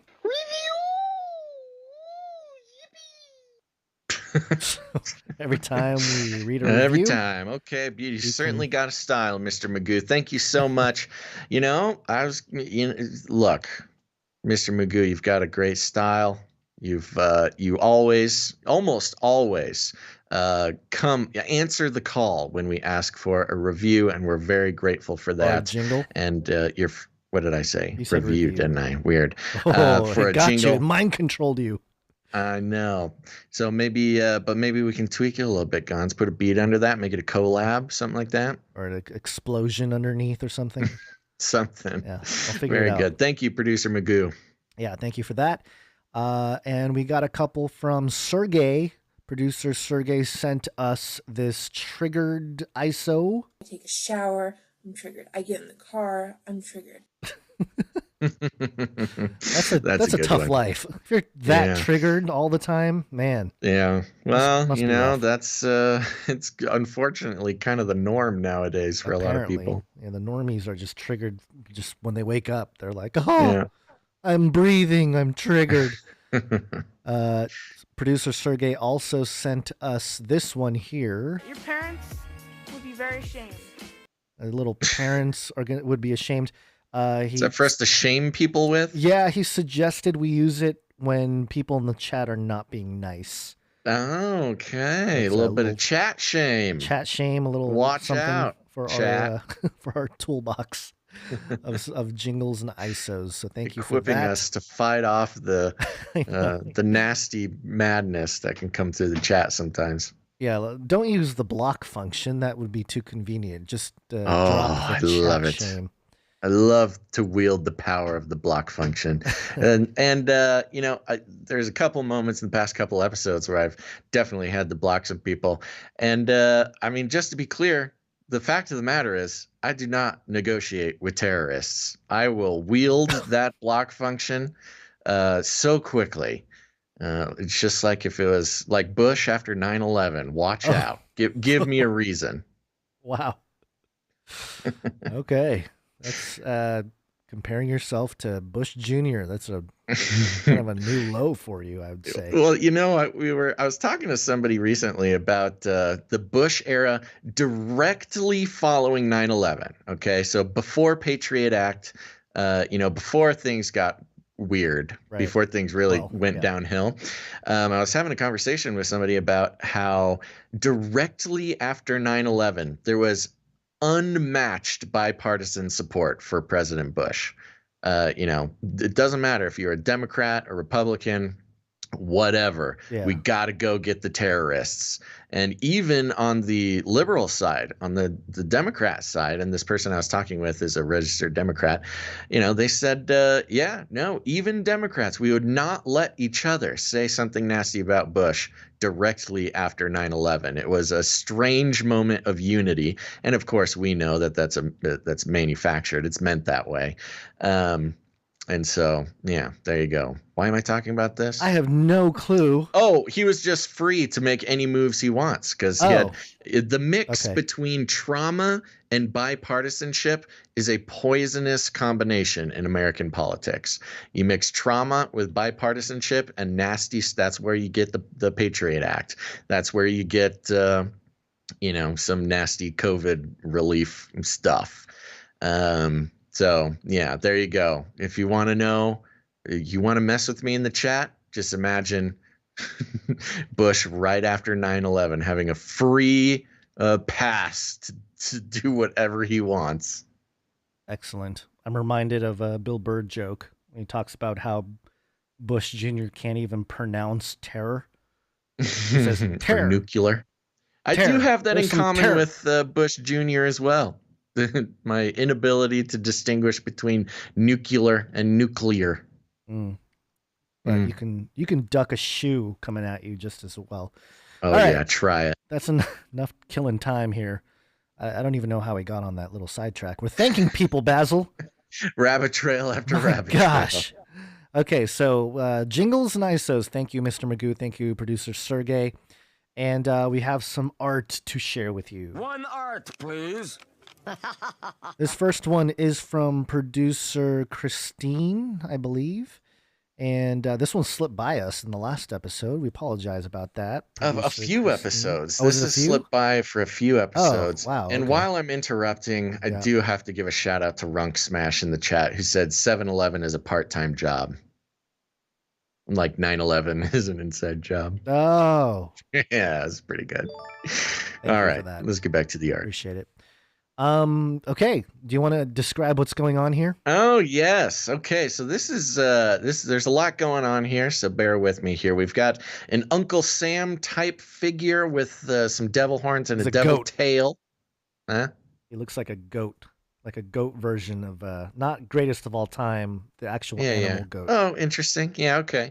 I mean, yeah. The interesting thing to point out, the original Uncle Sam with his crazy sideburns and long chin beard, but no mustache, it is very goat reminiscent. Yeah. I don't know. Maybe there's something to break down there, but this one's got horns as well, and a devil tail coming out the back. On the devil tail, it says deflation, and there's a balloon with connected to a spending pump, and the balloon is, well, ballooning, and the little devil tail is reaching around and popping that balloon. Of course, an interesting depiction of the inflationary things that we are facing here in the United States with COVID relief stuff. The financial bubble. Yep. On the left, it says here, because gold is honest money, it is disliked by dishonest men. And that's a quote from Rod and Paul. Down below, it says, inflation is the one form of taxation that can be imposed without legislation. And that's from Milton Friedman. Wow, two great quotes. And all the way on the right, little explanation of inflation. Inflation is when you pay $15 for the $10 haircut you used to get for $5, which is a quote from Sam Ewing. Sam Ewing. And there you go. A beautiful cartoonish depiction, and yet speaks so loudly of Uncle Sam creating inflation and then popping it with deflation. The fiat money system, folks. Oh my gosh, I didn't want to get into it. I really fought bringing up this story at the beginning. Actually, I was hanging out with a friend, a couple friend who my good buddy I've known for a long time, and his girlfriend, and we had a long conversation about Bitcoin investing and fiat, and it was a prime example. She kept calling the stock market and Bitcoin fake money. And I kept trying to explain. Yeah. Interesting. I kept trying to explain, all money is fake money. And fiat currency, especially the dollar, is explicitly fake money controlled by a central authority. But the message wasn't getting across. It was a little frustrating, but still love both of them. Normies. Oh yeah, good call. So yeah, some real the normie power was strong with these ones. Normie stench. Yeah, that's they rough. just love their Illuminati dollar. Bless your heart for hanging out with normies.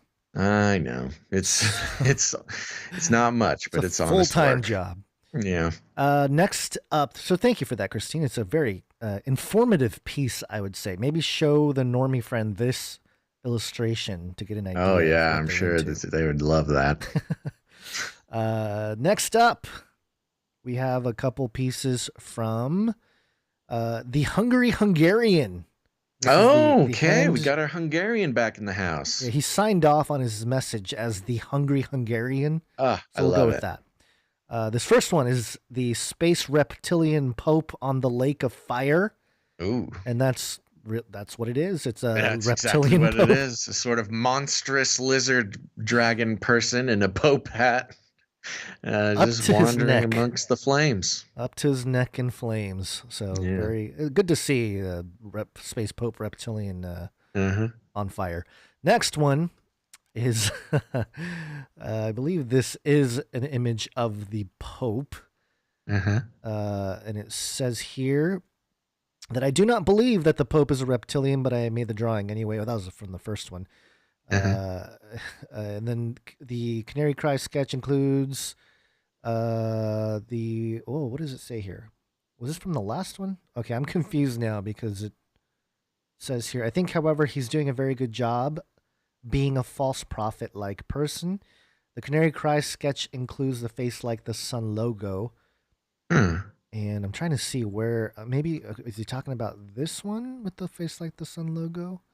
When I say this one, sorry, folks, that's people just listening. I'm trying to find the logo. Do you see it? On what? Are you looking at the Pope? I don't know. I don't know which one it's on. It's just one message. It's okay. Let's just go to the current one. Okay, the current one with is the eyes. He's got the two dark eyes. It's another depiction of Pope Francis. Two dark eyes. One of his eyes actually has the depiction What is that? of The Osiris? Not Osiris eye. The Isis Horus, eye. or Horus. Was it Horus? Isis? Yeah. I think it's I Horus. forget which. They're all the same. Yeah, the occult eye from Egypt. Yes. Yeah, the Egyptian eye with the little droopy thing below it. And the little thought bubble that says, "Do you like shadow people?" Very, very well done. Is that very something good. he said? It's kind of strange. It seems like something that he would say. He would say that, but Yeah. I don't know. The Pope is in the chat. Why for you always make fun of me? Thank you very much to the Hungry Hungarian again in the classic blue pen sketch style. Love it. I like the style. Next, we have one from producer Mike B. I'll let you just describe what is happening. Yeah, this is great. This is again Mike B's how can I describe it? He's getting his Photoshop skills, but it's hilariously abrupt Photoshop style here. And what we have concerning our conversation about Alex Jones, and specifically me likening him to a tiger that they've let out of the cage that is just running wild, uncontrollable, it's a tiger getting let out of a cage with just a beautifully photoshopped Alex Jones head. with a classic. Hey, everybody, right now, if you're just listening, not watching, imagine Alex Jones's face. That's it. The face he's making in your mind, that is on the tiger. But I feel like this image of his face it's gotta be like 15 years old. Oh yeah, this is a little bit of a younger Alex Jones. A younger Alex Jones. But anyway, yeah, nice job. Producer Mike B. Next up, we have one from producer Grace, and it's basically the quote from Biden: "The fight is far from order." And she gives us a note. Today's piece is inspired by the weird Biden video from last show about virus and masks and being able to get together by July 4th. The fight is far from order. He meant over, and I threw in what we were all thinking, New World Order. Mm-hmm. So there you go. Thank you very much for that one. And last but not least, we have one from producer Ali. This was great. Again, referring to last episode, this is a beautiful sketch of Netanyahu Bibi. here. Yeah, Bibi Netanyahu. And she quotes, I believe this was a quote of mine from last episode: "Never since the dawn of the telephone has anyone been praised for calling somebody 30 times. Referring to Netanyahu calling the head of Pfizer 30 times, trying like a toxic ex-boyfriend trying to secure a vaccine deal for Israel. Hello? How about now? Hello? How about today? Do we have a Okay, duo? I'm not going to call you anymore. I promise. I'm not crazy. I don't want to bother you. Hello? Okay, hi, it's me again. The note said, "Call me once, shame on you. Call me 30 times. This is going to put a real strain on international diplomacy." Very well done. That's good. And that concludes all of our art from our artists. Thank you so much for all the content that you provide the show. If you want to check out any of the pieces, go to canarycrynewstalk.com and you will find them there. That's right. And again, thank you to are we ready to go? I think so. Here? Yeah, I think so. You know what? I will mention we got a couple notes from people. Producer Eric R sent us some fake ad copy. That was pretty good. It's a little long, and we'll maybe include it as we do some breaks in the future. Fake ads. Okay, yeah. There's something mentioned an episode or two ago about it'd be fun to do fake ads, just to poke at the advertising model. And then producer JL, she sent us a couple Biden TikTok clips. Oh gosh, it was good. But I think we've played at least one of them.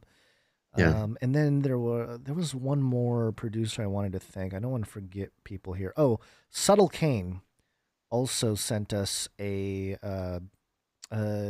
just a note, and he sent a link to the FDA's Vaccine and Related Biological Products Advisory Committee presentation. It's like a PowerPoint type of thing. Okay. With a screenshot of all the things that they're planning in terms of the potential downfall of. Is it a fake one or is it it's real? a leak? It's straight from the something? FDA. I don't think it's a leak. It's straight off the website, FDA.gov. Oh, interesting. Okay. And let me see if it might be worth sharing. Well, yeah, let's go through it for next episode. Okay, we'll save it for next episode. And also thank you to Fat Andy for sending us a potential Flippy. I don't know that Basil I think felt a little uncomfortable about that one, so we did not go with it this episode, but perhaps in a future episode. I have to be selective about the things that I want to talk about on air. Especially we got the top. Kids who listen to the show. Yeah, especially right at the top of the show. Yeah, diving right into a topic like that. Real heavy. Okay, so that's it. All right. Anything else? Sounds good. No, I want to thank all of our producers for this episode 312, and of course the artists. I'll thank you again at the end of the show. And if you haven't done it yet, I do want to mention, if you're watching over on YouTube Live or wherever you are, if you have the ability, please go ahead and hit the like button and subscribe and all that fun stuff. Yes, it's wake up time. Hey, yo, wake up. Oh, you didn't want to hit the fake. Other. There is no other. Like mother. What did you say? I was going to do the like, subscribe. Oh. Like, subscribe, bell button, all. Like, subscribe, bell button, all. Yeah, our thing is janky right now. Yeah, that's okay. Thank you very much. And everybody, yes, please like and subscribe and all that kind of stuff. And make sure to follow us on other platforms as well. We got to get those algorithms moving, folks. Okay, what's the deal with moms? PennLive.com. Pennsylvania woman created deepfake videos to force rivals off daughter's cheerleading squad. Police. What? Oh yeah, this is what? You thought it would be years before the crazy parent on your sports team would leverage deepfakes to get their own child ahead in the game, but not so specific. Yeah. Police arrested a 50-year-old Bucks County woman March 10th for sending her teen daughter's cheerleading coaches fake photos and videos depicting her rivals naked, drinking, or smoking to try to get them kicked off the squad, according to media reports. Rafaela Spone of Chalfont, I think that's right, Chalfont, was charged with 2 misdemeanors. Hilltown Township police officers said Spone is facing 3 counts of cyber harassment of a child and 3 counts of harassment.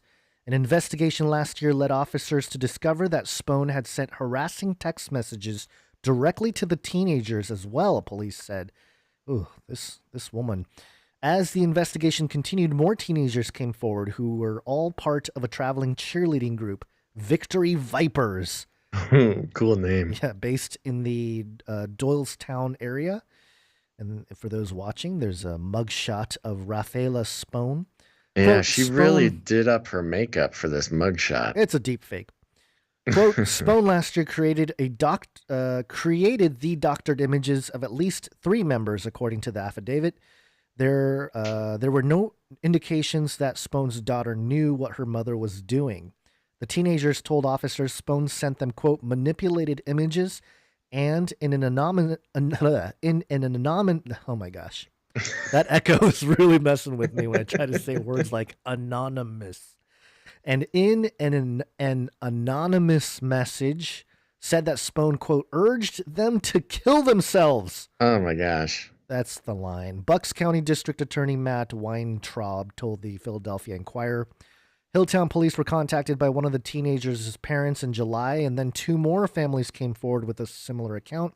They told officers they and their coaches received text messages that depicted them naked, drinking, and smoking a vape, according to the Philly Inquirer. Some of the teenagers were, quote, sent photos of themselves in bikinis with accompanying texts saying the subjects were, quote, drinking at the shore. Court records show. Drinking at the shore. Sounds Look like at there's some English as a second language issues here. Could be. The videos were analyzed. The detectives were able to determine they were deep fakes, digitally altered but realistic-looking images created by mapping the girls' social media photos onto other images, the Philly Inquirer So there reported. were videos. Okay, Yeah. I was going to make the useless argument that photoshopped images are not technically deep fakes, but yes, if there's videos, holy moly.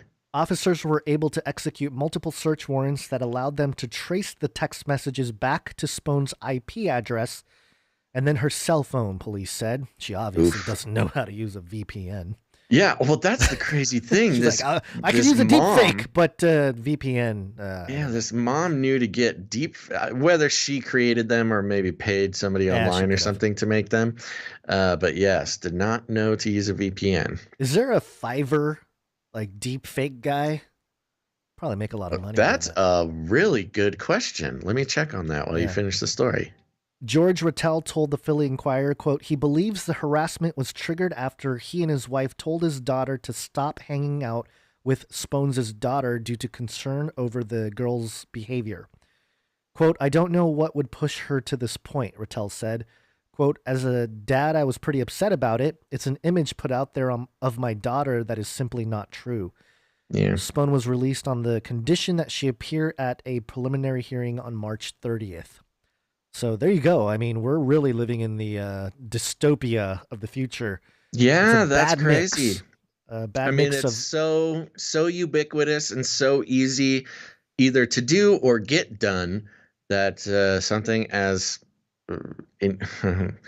apparently not inconsequential to them, but seemingly inconsequential as getting on a cheerleading squad warrants getting deep fakes made to. I mean, really, that's a very brutal thing to do as well. I mean, these were very damaging deep fakes, not just, Yeah, I don't know if Tom Cruise doing magic tricks. I don't know if you've been around the youth athletics. I have seen commercials for TV shows on TLC. Okay. Yeah. Having lived through some of the, the helicopter parent type of thing. Sure. It's intense, let me tell you that. I guard against it with my own children. And then I find myself saying things, to the little ones sometimes. Things that would, in a different context, would make me a helicopter parent, Uh-oh. Like, go get him. Go rip him off. Not rip him off, but whatever. Rip them down. I don't know. Anyway. Yeah. So going on Fiverr here, looking for deep fake people. Yeah. No results come up for deep fake in any version of the term. But if you type in deep face, which I think is an app, right? Isn't Deep Face an app that does kind of not a great job, but is accessible? Maybe. I don't know. Oh, here we go. Okay. All right. Here we go. I will face recognition using deep learning algorithms for you. Okay, so this is a facial recognition guy. Step for $100 one of a deep fake. Interesting. Yeah, for $100, you can give this guy an image, and he'll run it against I don't know what database, but some facial recognition database. Well, maybe it's like social media, like Facebook. Maybe. Yeah, I don't know. Maybe different APIs or something. Yeah. Yeah. Okay. Well, not as simple as going to Fiverr for a deep fake, but I'm sure you just find a message board or something. It's a matter of time. When it comes to Fiverr. But there you go. I wonder if she paid in Bitcoin. Oh no, probably not. Hey man, moms can use Bitcoin too. Well, they can, but I just I don't see that happening. All right, let's do some AI updates. Artificial intelligence jingle. Here it is. Artificial intelligence. These should be brief. What? Should be fairly brief on these updates here from AI. Yeah, no, this one's for the Canary Cry gamers out there. This is coming from rit.edu. RIT researchers helping to develop artificial intelligence systems capable of playing StarCraft II. A team of Rochester Institute of Technology researchers that develops artificial intelligence systems capable of learning over time is putting its work to a unique new test, creating machines capable of playing the popular video game StarCraft II. While tasking artificial intelligence with playing a science fiction strategy game may seem odd at first glance, researchers think it could be an important stepping stone to advancing practical solutions such as self-driving cars, service robots, and other real-world applications. And the point being is StarCraft II is sort of a military strategy game set in the future. And they just did everything they could to not mention that this would train AI in military strategy. It really reminds me of Ender's Game. This is like as if the young Ender Wiggin is an AI. Yeah. But the part that you need to mention is that they earned the funding of DARPA for this. Yes, that was the next sentence here. They received nearly $210,000 from the Defense Advanced Research Projects Agency, which again, of course, this is going to be used for military strategy work on artificial intelligence. And of course, we know that there's a lot of heat right now, a lot of attention on the U.S. government creating and maintaining an artificial intelligence office for the application of AI across government departments, including all branches of the military, which I don't know. There's some gamer stuff I could get into, but I don't know if it's useful for the show. I will say, if you're the spoiler alert, sorry, but like one of the premises of Ender's Game was that they thought they were in like a simulation or a practice round or training, but in reality they were actually fighting this like alien war. In terms of that ambiguity, AI is that they would have no idea if they're just playing a game or if they're actually in some kind of real life type of situation. How would they know? So anyway, sure. Kind of interesting. Well, I do want to give a shout out to Bacon Toast over in YouTube that says AI Zerg Rush. That's a tip of the hat to all the StarCraft II players out there. Okay. Or StarCraft 1 for that matter. Very good. Okay, there you go. Watch out, folks. Watch out. Your StarCraft might be well, that's you. the other thing. StarCraft 2 is mainly, or I believe is best enjoyed playing online against other people. But at this point, you never know if you're going to be playing against another person or a DARPA-funded AI bot. Yeah, not quite the simp, right? More of a real life government thing. A government Not simp. quite the simp. What are you talking about? Are you trying to use Gen Z language? I don't always know. I don't think you know what simp means. I know what simp means. What does simp have to do with playing StarCraft?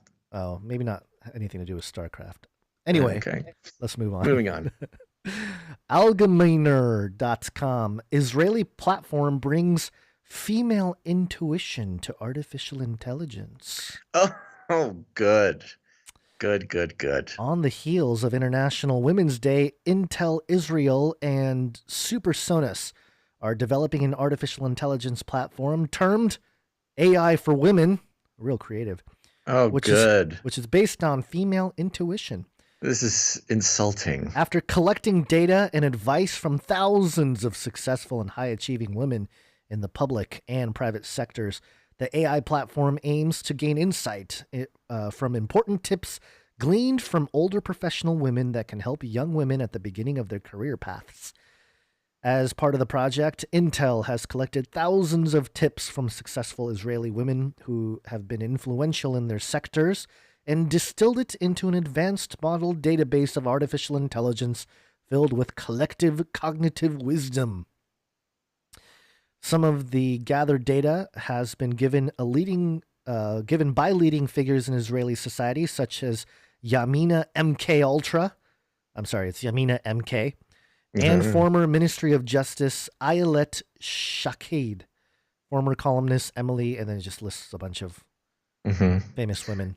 Yeah, I'm not sure if we need to get too deep into this article, We but don't.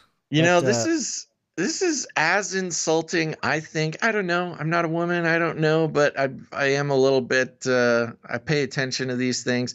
Remember when Bic came out for the pen for women? yeah, I remember. I mean, it's a huge. I mean, it's part of sort of the feminist talking points when it comes to advertising and the creation of products specifically for women. Like, oh, you can't just make soap. This is soap for women. Yeah. You can't just make a pen. This is a pen for women. You can't just make a razor blade. Well, you got to make it pink and make it. How are we going to fight toxic masculinity if we can't create AI for women too? Sure. Well, I mean, I get Male-dominated it. world. I get the big tech aspect of this. Of course, AI has come under a lot of fire because it expresses the biases of its creators, and its creators are normally men in their 30s, white men in their 30s, and so a lot of that bias makes it into the AI. This is the talking points of those who would have these talking points. And so, yes, making an AI for women as some sort of step forward, but also when you just take like 1 second to think about it, is it's a complicated complicated talking point. You can't make pens for women, but you can make AI for women. It's interesting how a lot of these like wisdom platform types, collective wisdom and stuff like that, that really is replacing the Holy Spirit with a machine, an algorithm, or trying to anyway. These folks, wisdom, the counselor, I mean, well, in Jewish tradition, wisdom is often referred to as a woman. That's true. Yeah, very much so. There you go. We got one more AI update from ScienceDaily.com. Do you want it, or do you want me to take it? Sure, I'll grab it here. The headline is Artificial Intelligence System Calculates Suicide Attempt Risk. Here's how it performed. Okay, so we got some, what's that movie? I accidentally said it last episode. Minority Report? Minority Report. A machine learning algorithm that predicts suicide attempt recently underwent a prospective trial at the Institute where it was developed, Vanderbilt University Medical Center. Over the 11 consecutive months, including April 2020, concluding in April 2020, just before the pandemic got into full swing. Yeah, it was pretty much in full swing already, I think, at that point. Yeah, but with all the issues with suicide we got further into the pandemic, that would have been interesting time to deploy this AI. Sure. Predictions ran silently in the background as adult patients were seen at VUMC. The algorithm, dubbed the Vanderbilt Suicide Attempt and Ideation Likelihood Model, VSAIL, uses routine information from electronic health records to calculate 30-day risk of return visits for suicide attempt and, by extension, suicidal ideation. Suicide has been on the rise in the U.S. for a generation and is estimated to claim the lives of 14 in 100,000 Americans each year, making it the nation's 10th leading cause of death. Nationally, some 8.5% of suicide attempts end in death. Interesting. That's much lower than I would have expected. 8.5% of suicide attempts end in death. Must be harder than it sounds. Colin Walsh, MD, Colin Walsh, MD, MA, MDMA. The colleagues evaluated the performance of the predictive algorithm with an eye to its potential clinical implementation. They reported in the study in JAMA Network Open. JAMA? What? Sorry, go ahead. Mama Jamma. Upon stratifying adult patients into 8 groups according to their risk scores per the algorithm, the top stratum alone accounted for more than 1/3 of all suicide attempts documented in the study. and approximately half of all cases of suicidal ideation, as documented in the EHR. 1 in 23 individuals in this high-risk group went on to report suicidal thoughts, and 1 in 271 went on to attempt suicide. Quote, today across the medical center, we cannot screen every patient for suicide risk in every encounter, nor should we, said Walsh, assistant professor of biomedical informatics, medicine, and psychiatry. Quote, but we know some individuals are never screened despite factors that might put them at higher risk. This risk model is a first pass at the screening and might suggest which patients to screen further in settings where suicidality is not often discussed. Over the 11-month test, some 78,000 adult patients were seen in the hospital, emergency room, and surgical clinics at VUMC. As subsequently documented in the EHR, 395 individuals in this group reported having suicidal thoughts, and 85 lived through at least one suicide attempt, with 23 surviving repeated attempts. Quote here, for every 271 people identified in the highest prediction risk group, 1 returned for treatment for a suicide attempt, Walsh said. This number is on par with the numbers needed to screen the problems like abnormal cholesterol and certain cancers. We might feasibly ask hundreds or even thousands of individuals about suicidal thinking, but we cannot ask the millions who visit our medical center every year. Wow, millions. That must be a big medical center. And not all patients need to be asked. Our results suggest artificial intelligence might help as one step in directing limited clinical resources to where they are most needed. Yeah, that's pretty much. I think that's pretty much it. There's no other important points. So very interesting. Adding this AI model to predicting human suicide. What do you think, Gons? I think partially for the medical professionals and stuff, this will help assess the data. But on the other hand, I can see this being used for more of a, kind of a minority report, except for suicide. Like, oh, your mental state is not well. You must come to the facility. You cannot go outside. You're being rescued. Please do not resist. Yeah. Congratulations. You are being rescued. Please do not resist. Yeah, very much so. Well, and as usual with all these sorts of projects, it's always done under the auspices of medical treatment at first. And again, you might say, well, yeah, if they have to do this screening and there's just so many, you might as well get some AI to help in this hospital or in hospitals. But of course, as we've seen over and over again with technology like this, it does not stay in the hospital. It eventually gets deployed into the public. It's just how it is. That's not, conspiratorial thinking. That is just history. These things start in a medical establishment, and then they make it out into the broader society, whether it's deployed over social media. This is easily something that Facebook would sort of get a grant from the government to deploy on their, intelligence gathering apparatus, or in a different case like China or something like that, or some maybe even Japan, where suicide is a much higher priority, or a bigger problem rather, could easily be acquired and deployed by the government. And then it's just another issue of how involved the government should be in the lives of individuals.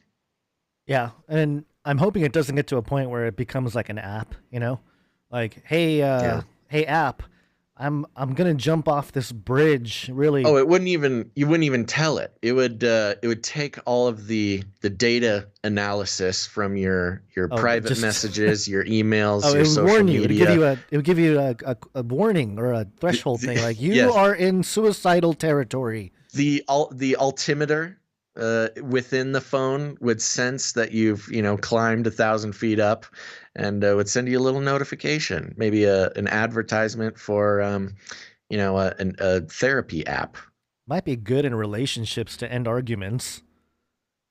Oh jeez, you're bringing me into the suicidal zone. Look what you made me do. You show the phone. You get a little warning. Wow. No. Hey, we laugh. It is. I know we laugh, but we that's laugh to seriously keep from crying I know, because yeah. it's only a matter of time. I know. Moving on, we got a couple CRISPR updates. CRISPR. Cas9. Progress Real quick, I continues. fight sin regarding that last story. It would connect to your Spotify too. Oh yeah, the music you're listening to. If you're listening to too much Elliott Smith. Oh yeah, that's see. Yeah, I used to listen to some Elliott Smith. We all did. we had our days listening. We've all been there. We definitely would have gotten that alert. Have you ever heard of a band called Dredge? A what? Dredge. DREDG. What is it? Like an app or something? No, it's a band. Have you ever heard of the band called Dredge? No. Yeah. It's some dark, not dark like dark, but yeah, emo. Yeah, kind of gets you in the mood. Yeah, I always liked it when it was like dark and it fit not my suicidal. That's too intense of a word. But just my depressed teenage mind. But it was still like creative enough to be like, ooh, cool. All right. Okay. Yeah, revisiting my emotional, painful days. Speaking of pain, painnewsnetwork.org. Did you know that there was a Pain News Network? PNN. No, but there's PNN. Step aside, CNN. We got a new news outlet in the house. Pain News Network. All right. Experimental gene therapy may relieve chronic pain. A new study by researchers at the University of California, San Diego suggests that gene therapy could someday be used to treat a variety of chronic pain conditions without the use of drugs. In experiments on laboratory mice, researchers found that temporarily repressing a gene involved in sensing pain increases pain tolerance, lowers pain sensitivity, and provided months of pain relief without causing numbness. Their findings were published in the journal Science Translational Medicine. Quote, "What we have right now does not work," said first author Anna Moreno, PhD, CEO of Naviga Therapeutics, which is developing gene therapies to treat chronic pain. Quote, "There's a desperate need for a treatment that's effective, long-lasting, and not addictive." Moreno was a grad of UC San Diego. The mutation blocks. That's a big leap to say it's non-addictive. Well, no, seems like not being in pain can be a pretty addictive. I see what you're saying. Sensation. Yeah, I think she's in the context of what we have currently with the opiate. The opiate problem. Oh, we got to pay all those the poppy farms in Afghanistan. We got to why do we have soldiers over there anyways if not to pump the opiates into the people? Moreno was a grad. Oh, hold on. There's a, let's see. Yep. The mutation blocks a protein called NAV 1.7 or NAV 1.7 that's involved in transmitting pain signals in the spinal cord. That's when she came up with the idea of suppressing the gene using the CRISPR gene editing tool. Moreno was working with a version of CRISPR that uses what's called dead Cas9, which lacks the ability to permanently cut DNA. Instead, it sticks to a gene and temporarily blocks its expression. I would say, in the context of changing your DNA, at least this isn't, permanently cutting it. They're attempting to, cut that problem. Quote, I guess maybe to have the ability to undo it later, maybe. Yeah. Quote, "By targeting this gene, we can alter the pain phenotype," Moreno explained. "It's not cutting out any genes, so there are no permanent changes to the genome. You wouldn't want to permanently lose the ability to feel pain. One of the biggest concerns with CRISPR gene editing is off-target effects. Once you cut DNA, that's it. You can't go back. With dead Cas9, we're not doing something irreversible." This reminded me, by the way, did you ever watch the anime Sword Art Online? We've talked about it many times. I did, before. When I was much younger. Remember the Nerve Gear helmet? And the ability within the virtual world to change your pain level. So you can be in the game and it's like a dial. You can Yeah. turn it up or turn it down. Choose how much pain you want to feel in the game. Yeah. I feel like this is that. I mean, it's pretty much the more the continued gamification of real life. And if they're gonna, if you come up with a helmet that taps into your spinal it's like cord, setting your difficulty level. It's exactly that. It's exactly that. There's not. I mean, that's pretty much the main crux of the story. But that's a pretty interesting development because while this is, they're in the context of, hey, we need to help people with chronic pain. The commercial use of something like this is much more troubling, I would say. Yeah. A bunch of kids get it. I'm going to go get a tattoo, but... Well, see, that's the... Yeah, sorry to interrupt. No, I was just going to say... I saw in the chat, there's a drinking game now where every time I interrupt you, they have to take a drink. They're going to be wasted. Think that's very safe. I don't recommend playing that game. They're going to be wasted. Don't do it. Make it a... It's like 2 p.m. You can't afford this. Well, it's not 2 p.m. for everybody listening. Oh, good point. Remember that. Time is a flat circle. Yeah. Okay. We want another just short little CRISPR update here. This one is also very interesting. Yes, another CRISPR update. Yeah. Go ahead. This is a genetic literacy project.com. Oh, we've read from them before. Yeah. Genetic Literacy Project. The headline is Using CRISPR to Fight Antibiotic Resistant Superbugs. Superbugs being a big problem. I mean, before our current pandemic, all the pandemic scaremongers specifically talking to superbugs that are resistant.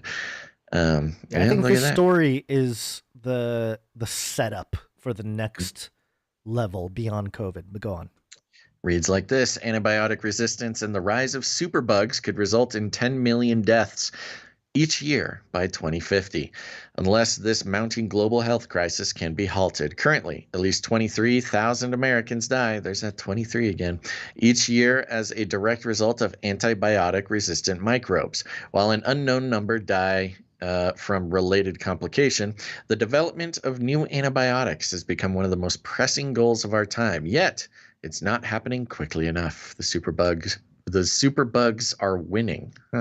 Recent research from the University of Manchester School of Chemistry has introduced the possibility of a new form of antibiotic production, which could help in the war against antibiotic-resistant superbugs. Researchers discover the biosynthetic pathway of an antibiotic called malonomycin, Malonomycin, I think. Using CRISPR-Cas9, the revolutionary and sometimes controversial gene editing tool. Antibiotics have been used to treat certain diseases since the 1940s, when penicillin was developed from a type of fungus called penicillium. Penicillin fights illnesses caused by gram-positive bacteria like Staphylococcus, which causes staph infections, and pneumococcus, which causes pneumonia and middle ear infections. Ever since the first clinical use of penicillin, hundreds of antibiotics have been discovered for synthetically produced, including antiparasitic and antifungal antibiotics. While antibiotics have saved countless people from death and disability, their inappropriate use has led to the widespread problem of antibiotic resistance. This means that relatively simple infections treated easily just decades ago are turning into life-threatening or disabling illnesses. Quote, antibiotic resistance is becoming a significant health issue globally, said Dr. Jack Springer, an assistant professor of emergency medicine at the Zucker School of Medicine it's the Zucker. I don't think this is the Zuckerberg. That's not Zuckerberg Hospital, okay. Or the Zuckerberg wing of whatever. At Hofstra Northwell in New York, Springer told Genetic Literacy Project. Oh gosh, you can tell we're getting to the end of the show here. We are looking at certain bacteria that infect humans that have become resistant to most or all known currently available antibiotics. Most bacteria that commonly infect humans have developed some bacterial resistance, including the most common cause of pneumonia and urinary tract infection. Numerous other examples include malaria and tuberculosis, as well as gonorrhea.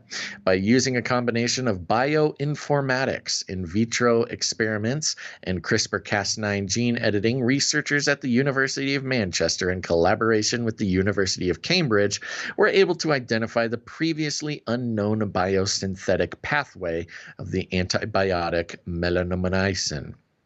This antibiotic is produced in Streptomyces rhemosus paromycinus and is known to have antiprotozoal and antifungal activity. Whew, wow. Quote, the rapid rise of antibiotic-resistant pathogens is one of the foremost global health concerns of modern times. Now, using a combination of bioinformatics, CRISPR-Cas9 gene editing, and in vitro experiments, we have discovered a highly unusual biosynthetic pathway to the antibiotic melanonomycin. This could pave the way for a new kind of antibiotic production process, said Jason Mickfield, leader of the study and professor of chemical biology at the Manchester Institute of Biotechnology. Man, these health articles are so tedious because you don't have to read any more of it. I think we get the point here. Titles of doctors with full names of research agencies. Okay, so there you go. There's this gene editing thing, which is at least peripherally related to things like mRNA vaccines, but not exactly. This is specifically gene editing with CRISPR-Cas9, is making its way into full use in many different medical practices. I wouldn't say it has nothing to do. I mean, maybe you know more than I do in terms of the specifics, but my thought process when it comes to some of what they're claiming here and how to perhaps deliver, they don't mention mRNA, the vaccine here, but in terms of delivering some of the editing tools, it could be, I think mRNA can be used, can it? No, they're totally different processes, but they're both dealing with genetic changes in a way. Right. Okay. Yeah. Well, just keep an eye out. CRISPR-Cas9 being the more synthetic of the two. Right. I mean, the CRISPR-Cas9 is really interesting. If you haven't done it yet, there, listener, you look at the videos of CRISPR-Cas9 at work, and it's like this little worm that crawls along a strand of DNA. And it's like this weird little machine that actually does it. It's not a machine; it's some sort of protein or something. But just to watch the way these things work is really bizarre. I mean, it's as if we are design machines. It's one of the weirdest things. I mean, it's one thing to be like, oh, they edit your DNA, but you watch it happen, and it's like this little worm guy that is crawling around on the DNA and like choosing things to cut out and change. It's very strange. Mm-hmm. Anyways, so yeah, there you go. I don't think I needed to read as much as that as I did, but in the context of the pandemic and this new trauma-based mind control of disease will kill us all, this Cas9 thing, which is weird. They're using CRISPR-Cas9, which is sort of an archaic version. There's newer versions of these gene editing technologies. Yeah. Yep. And since the beginning of us reporting on CRISPR, it's always been put in the context of we will solve all disease with editing your genes. Medicine will be irrelevant because we can just program your genes to fight a disease. Yeah. For sure. I want you to read this next one because of course you do. I just want to hear you read it. So. Yeah, that's so funny. I was looking ahead and I'm like, okay, I'm going to let Gons read that one. Okay, so this is Tribune242.com. The headline, White Privilege and Slavery. Quote, white privilege is a main tenet of institutionalized racism and has only been success. Didn't we have you got a jingle for this? I don't have the race jingle in front of me, but maybe. Are you even woke? Yeah. That's good. Okay, white privilege is a main tenet of institutionalized racism and has only been successful because of the desecration of accountability. Interesting. This is but a minuscule reference of an obscene period in history. 2,000 years ago, the competent authority capitulated to the mob and crucified an innocent man, the Jesus the Christ. No one was held accountable. Whoa, where is this going? Interesting.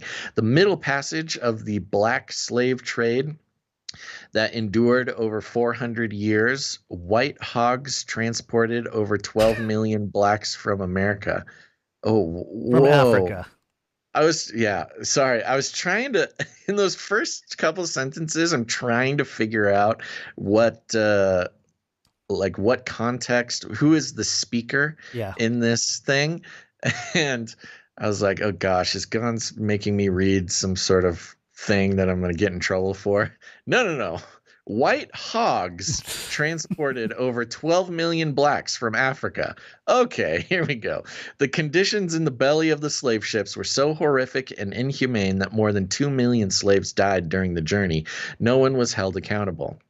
Slavery was technically abolished in 1865. The white hog slave masters, oh my gosh, were compensated for losing free black labor. The black slaves who built America with their bare hands, and many perished so doing, got nothing. No one was held accountable! ! In 1917, white hogs conducted a mass hanging of black soldiers for defending themselves from white rioters. No one was held accountable! In 1921, a prosperous black community in Tulsa, Oklahoma was called Black Wall Street. Jealous white hogs initiated a race riot, leaving 300 dead and 8,000 wounded and homeless. No one was held accountable.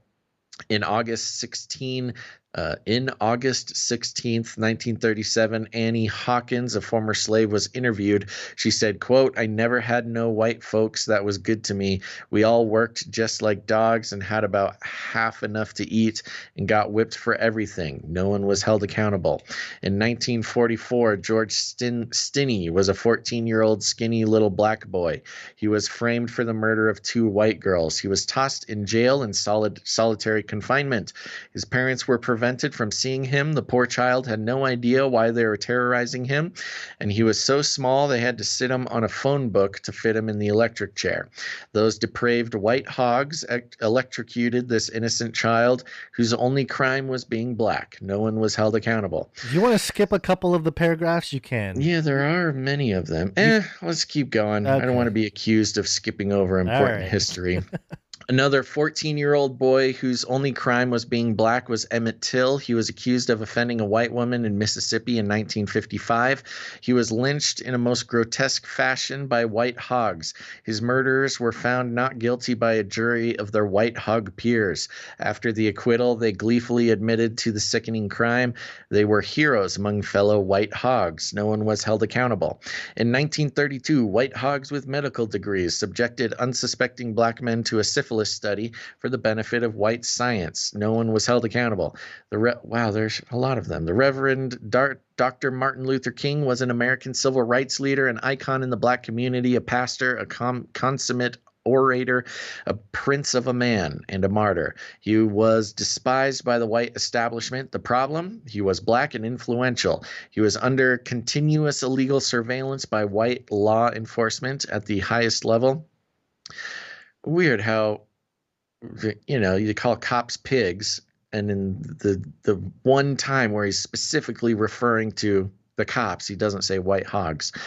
J. Edgar Hoover, that racist white hog and the director of FBI, hated Martin intensely. Hoover framed him and harassed him with impunity. I'm convinced that the FBI and DOJ conspired to have King assassinated on April 4th, 1968 in Atlanta. No one was held accountable.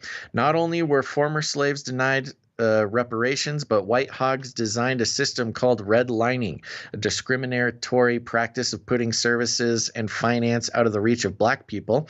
Generations of black families have been cheated out of billions in wealth by this practice. No one has been held accountable. There is compelling anecdotal, I think. I think he meant anecdotal. That's what they meant. Yeah. Anecdotal evidence that many white hogs benefited handsomely from inventions that black individuals created, but never got credit for. No one was held accountable. The trend is inescapable. In all of the aforementioned atrocities, the assailants, perpetrators are known to the competent authorities. In fact, the competent authorities were masterminds behind some of the murders. So, from the advent of slavery to now, the white establishment have crafted and mastered a system, a labyrinth of laws, policies, and skullduggery that continues to benefit them at the exclusion of people of color. The brazen attack, interesting. All of the examples they gave were American examples of racism, but they spell color in the UK fashion. Yeah. COLOUR. Just paying attention here. The brazen attack on Capitol Hill. Oh, here we go. On January 6, 2021, has crystallized a festering sore to a pus head. Ooh. True to form, the white establishment elected officials to the highest positions in America, up to and including former President Trump, have aided, abetted, and defended them. That venomous DNA from 400 years ago is alive and well. A generational legacy of greed, loathsome dominance, and predatory malfeasance is their birthright. Their skins are white, but their hearts are dark. I make no apology for calling them hogs. No normal human being could be so depraved and consumed with hate. They are the embodiment of evil. Demons do exist, and these hogs are demons. Satan equips and facilitates his minions very well. He imbues every fiber in their body with virulent hate and savagery. The NRA is a demonic organization. Small wonder they are so inextricably linked to the Republican Party. They are under the mark of the beast. Oh, every year more Americans are being slaughtered by guns, but the GOP keep fighting to make gun ownership easier. A big gun is the white man absolute symbol of manhood. With a gun, a white overseer could manage dozens of slaves in the field. Guns give them a false sense of superiority. How many of them have the courage to confront a black brother without weapons? Guns are essential for the preservation of white supremacy and the police to shoot and kill black people. A more insidious plan for guns is to flood black ghettos with high-grade weapons and sit back and watch as blacks slaughter blacks. It's a spectator sport for them to enjoy, safely tucked away in their white enclaves, protected by white policemen. So long as the bloody carnage is contained to the ghetto, they marvel at how clever they are.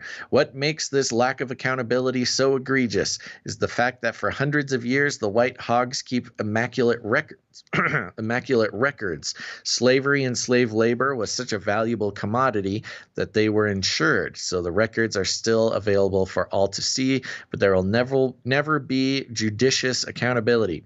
The Holocaust happened 80 years ago. The Jews are still prosecuting the Nazis and holding them accountable. Well, I guess if the Jews were black, they would be in the same boat as the slaves and their lineage. I by no means consider all white people as bad. In fact, I believe the majority of white people are good and decent. However, too many remain bigoted, racist hogs.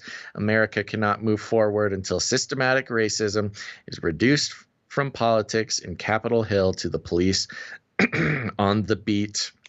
Written by Bradley L. Armbrister, Freeport, Bahamas. Okay. Why did you do this to me? I just wanted to hear you say white hogs. Well, I mean, I think it's fun. This person obviously wrote this in the heat. In the heat of a very passionate, thought process. I mean, the entire thing basically says, yes, all white people are white hogs until the very last sentence. End, there's a sentence. Yeah. They're not all white hogs, but some of them are, and that's bad. I think an article like this is very much a product and evidence that much of the racial propaganda, I would say, that's because all the things he cites, or most of them anyway, are part of history. But you can take any piece of history and build an argument that is frail, like on race. It's as if a black man has never killed a white hog in the entirety of human history. Well, there's a couple interesting things I found about it. Again, sorry to cut you off. I was gonna say, there's people drinking just now. They take the shots. Let you finish your thoughts. I just get so excited. Get some really loose people at the end of this show. Go ahead. Yeah. So a couple things to notice. Very interesting how it goes into the longest single paragraph in the whole. I don't even know if this is an article. It's more like an open, it's an editor's open letter. Yeah, letter to the editors. I think. Okay. What it's... The biggest, the article as far as paragraph as far as word length is the one about gun control. So that right there shows you what the point of the whole thing was. This was, a racialized argument specifically in favor of gun control, because there's no other solutions except for a couple of sentences about getting racist politicians out of there. They named all the problems, a bunch of horrific things that happened. And then the only solution given was gun control. And, there's about 15 sentences about gun control and about one sentence about racist politicians. So that shows you right there. The goal of this whole thing was in favor of gun control. Based solely on the fact that guns, I guess the argument is that guns are a white person's invention and the white hog's tool of oppression. And so I don't know. There you go. It's just a bunch of very, very passionate critical race theory talk about gun control, I think. Yeah. I do want to highlight the fact that it was interesting to weave religion, or specifically Christianity, with eschatological bent that we're familiar with into the whole thing. And he mentions Jesus at the beginning, and he says no one was held accountable. He starts the whole thing off with Jesus on the cross, no one held accountable. And I'm thinking, I don't know. There's like a cosmic accountability. Yeah, thing right. That, theologically, we're all held accountable. Right. Yeah. So, which again, just in this, again, he doesn't state it, but in a breakdown of it, I would say that the prevailing idea when it comes to race relations in America is that we all, specifically white people, are to be held accountable, much like all sinners are to be held accountable for the crucifixion of Christ. All white people are to be held accountable for slavery. Is sort of the implication. Yeah, which is, again, it's very dangerous in that regard, because he was without sin to cast the first stone type of deal where it's like, oh, so really there's no. Like this author here is just so holier than thou that, let me just state for those who are just listening and maybe new to the show, Gons is our resident person of color. Oh yes, yeah. So he's allowed to say things like this. The Biden executive order to not harass Asians. Yes. So yeah, if you disagree with Gons, you are you're Asianophobic. Yeah. I mean, you heard him say it: masks and Asians. Last speech, but also just the connection to demons exist, and these hogs are demons, and the NRA is demonic, and they're all under the mark of the beast. I mean, very interesting target put on the NRA specifically. Well, NRA, but just why invoke the mark of the beast Yeah. as kind of the, I mean, I know he probably, I don't know, a poetic use of it, but it leads me to believe people don't even read their Bible, for heaven's sakes. This guy might need to read a little more Bible. Makes me wonder if this person is in some sort of like church leadership in the Bahamas. Oh, could be, yeah. Yeah. Anyway, Bahamas. I apologize for subjecting you to that. No, that's torture, fine. I deserve it for being a white hog.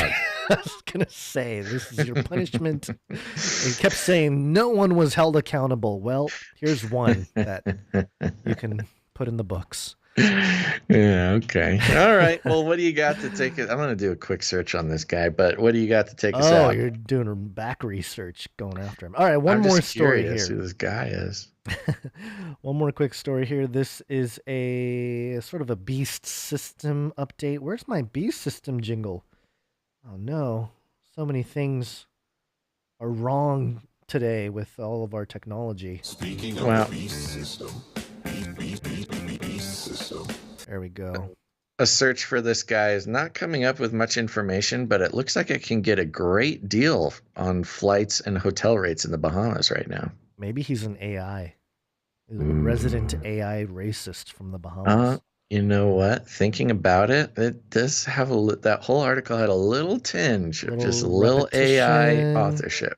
A little bit of nonsensical meshing of ideas. Okay. This is the collegefix.com headline. Students would chant to Aztec god of human sacrifice under proposed California ethnic studies curriculum. Whoa, okay. Tell me more.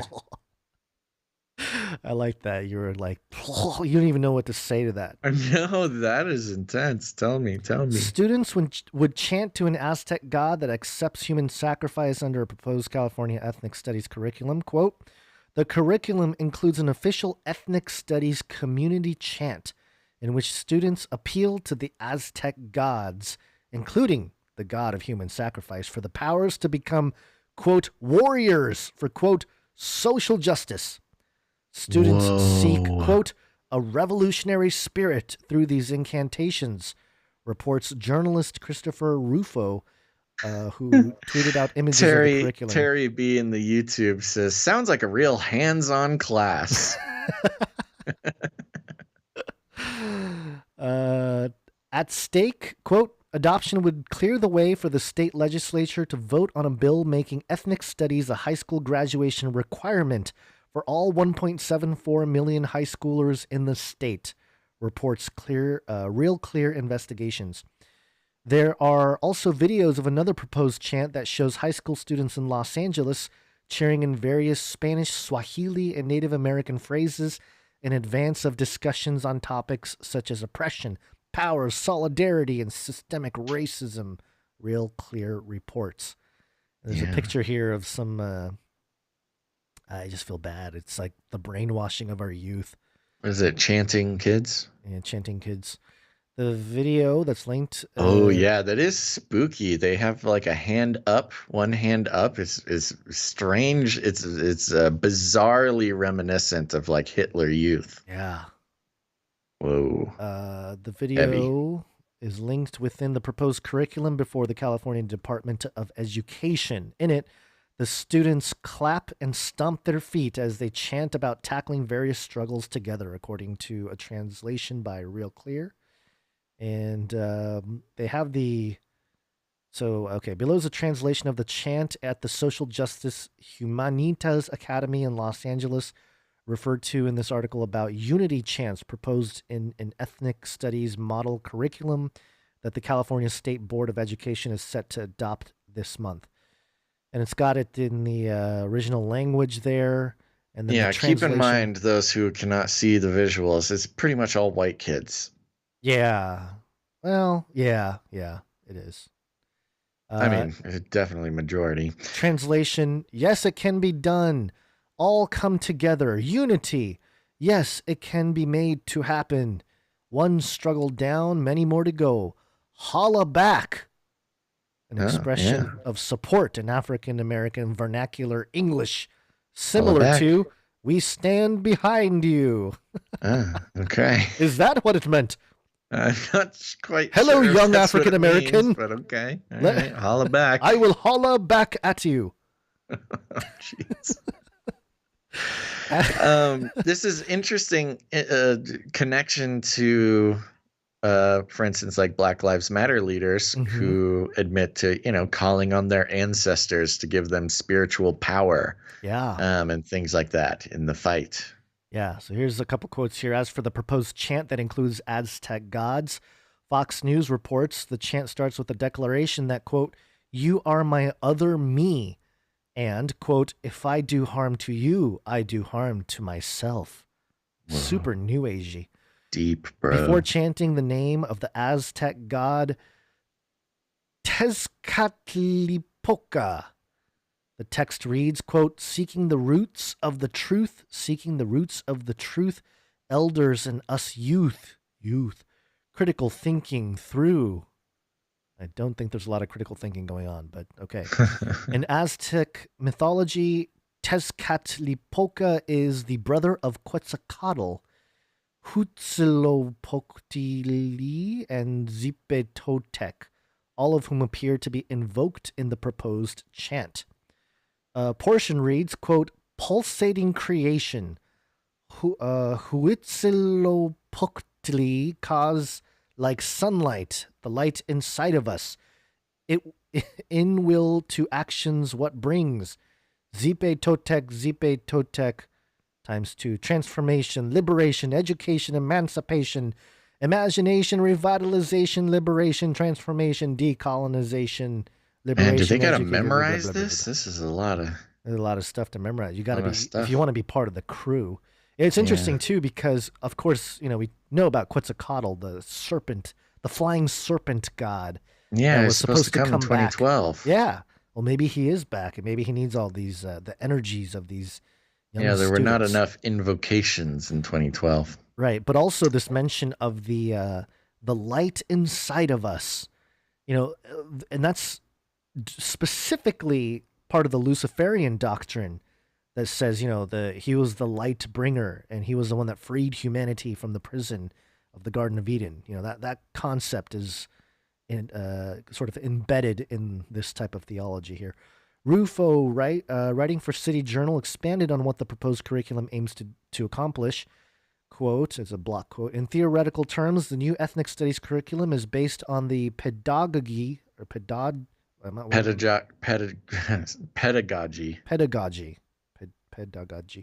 of the oppressed, developed by Marxist theoretician Paulo Freire." Yeah, good Marxist stuff. Theoretician. Okay, good. Who argued that students must be educated about their oppression in order to attain critical consciousness. Is that the same as Christ consciousness? And consequently develop the capacity to overthrow their oppressors. Following this dialectic, the model curriculum instructs teachers to help students, quote, "challenge racist, bigoted, discriminatory, imperialist, colonial beliefs, and critique white supremacy, racism, and other forms of power and oppression." This approach in turn enables teachers to inspire their pupils to participate in, quote, "social movements that struggle for social justice," and, quote, "build new possibilities for a post-racist, post-systemic racism society." The California Department of Education states on its website that officials will present this final draft and a summary of public comments to the State Board of Education in its March 17 meeting. And California is on fire and burning to a crisp as they propose this to regulators. There you go. Are there fires? Demonic power. No, there's not. I'm adding my own commentary that this will cause more fires. And that's very interesting. I think that speaks for itself there. I don't know if there's any much more to say. And melt those babies into candles. I would argue these educators are melting the children's brains into candles. Yeah, it does seem that way sometimes, doesn't it? Candles that can't be blown out by flippy arms with speakers at the end of it. It's a dark flame, folks. Not even the robots can put out this fire. All right, it's time to go. I'm okay. Okay, folks. Thanks for tuning in to this episode of Canary Cry News Talk. Let's see, just real quick, we'll be circling back around on Wednesday, March 17th. So put it on your calendar. Make sure you turn on notifications. And while you're at it, since we're at the end of the show here, if you haven't done so yet, hit that like button, subscribe, and bell button all. Like, subscribe, bell button all. Like, subscribe, bell button all. That's right. And I want to thank all of our producers of this episode of 312. That's producers Carla, Stephen Spears Desert, Ishmael, Yvonne, Malik, Kyle, Kimberly, Shield Labs, and of course, big ol' thank you to Jade Bouncerson for the timestamps and to all of our artists and jingle makers. If you haven't done so yet, make sure to thank a producer today, folks, because if it weren't for them, there would be no show. And if you want to join the elite squad of listeners who have decided that they want to take a stand against the brainwashing of the advertising industry and show those who think advertising is the only way to keep quality media going, not only will it show the powers that be, but there's also some intrinsic benefits in investing yourself in quality media that you appreciate and trust and give your attention to. And so go ahead and pray about that. And if you want to do it, head on over to patreon.com/CCNT. You can also head on over to canarycryradio@canarycryradio.com/support. canarycryradio.com/support. Over 300 shows, and I still get into the brain mode where I say the email instead of the support link. canarycryradio.com/support, please. And thank you. We will need some producers for Wednesday's show. And we actually, I think we're going to need to spend some money to fix our technical problems. We'll see. So what? We'll see. I mean, all it would take is a patch from some of these companies, but well, yeah, I doubt that Microsoft is going to come to your rescue, or Mac or Apple for that case. Or Motu. Motu would be the one to do it, but yeah. There is, yes. But if in the absence of one of these companies helping Gons out, we're going to need to get some new hardware. So I just say that to say that if you were looking for a good time and a good reason to become a producer of the show, this would be it. So there you go. But no worries. You can use your time, your talent, or your treasure. So if financially supporting the show is not in the cards for you, you can still create jingles, create music, create art, all sorts of fun stuff. Make it show related for the show, and send it over to canarycryradio@gmail.com. Or if privacy is your thing, you can do canarycryradio@protonmail.com. Thank you very much for those who are planning on doing that. Now, here's another thing. I'll be reading reviews on Friday. Love the reviews. Gons and I read them all, and we love featuring them on the show. So if you have not done it yet, it's very important. It's hard to explain, but the more reviews and ratings that we get, the more the iTunes algorithms show the show to people who have never heard or seen it before. So please head on over to Apple Podcasts, leave a rating and a review, and you might just hear it on Friday. I was going to say, don't listen to the Pope in the chat, folks.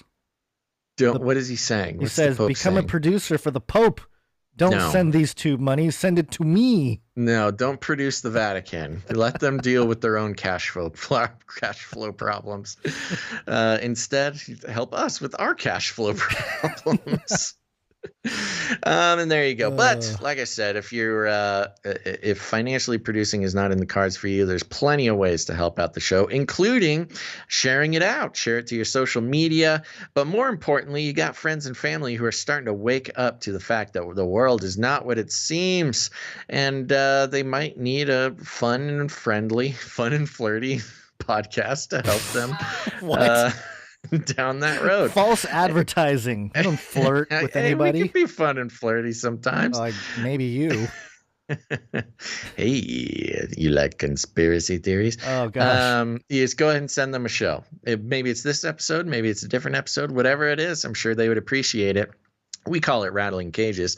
And if you want any more instructions, here's what you do. You walk right up to them, you grab them by the cage, and then what? You shake it, baby. The end of the world occurred pretty much as we had predicted. I want to shake things up, stir up some controversy, rattle a few cages. Hey, stop that! You'll never silence me. I'm the last angry man, a crusader for the little guy. Leave the bird alone. Never. Rattle a few cages. Rattle a few cages. The human race will have every opportunity to improve. And if they don't? Ask Noah. That's right. Just ask Noah, folks. Gons, any last words? Love your enemies and pray for those who persecute you. Matthew 5:43. There you Keep that go. in mind All right, as we folks. report on people that are doing some pretty wild things. Make sure to tune in again on March 17th. That's this Wednesday. Circle Ooh, back with us. You know on what Wednesday. Wednesday is? What? It's St. Patrick's Day. Oh, is it? Yeah, better have some green on, or we're gonna, I don't know. Basil might pinch, or Flippy might pinch you. Ooh, Flippy will get you. Flippy's a little pinching machine. Okay. All right, guys. Thanks for listening to this episode of Canary Cry News Talk. Make sure to tune in next time. But until then, think outside the cage. It will kill.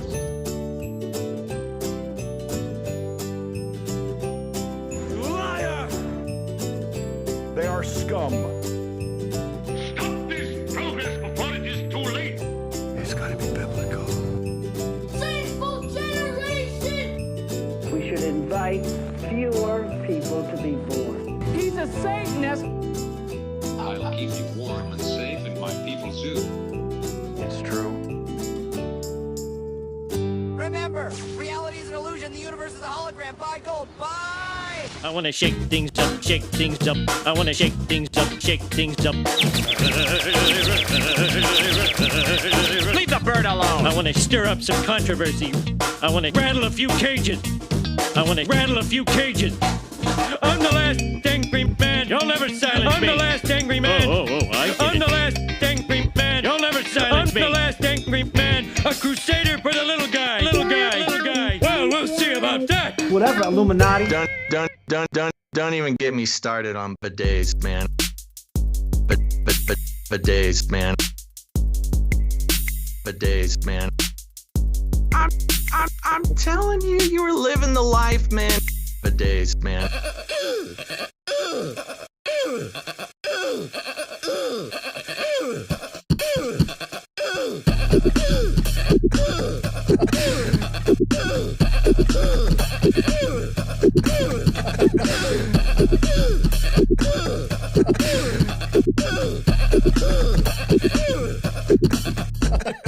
Fun fact, I believe it was another fun fact.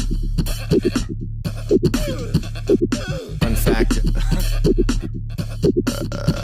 Another fun fact. Brings me back to my Screamo days.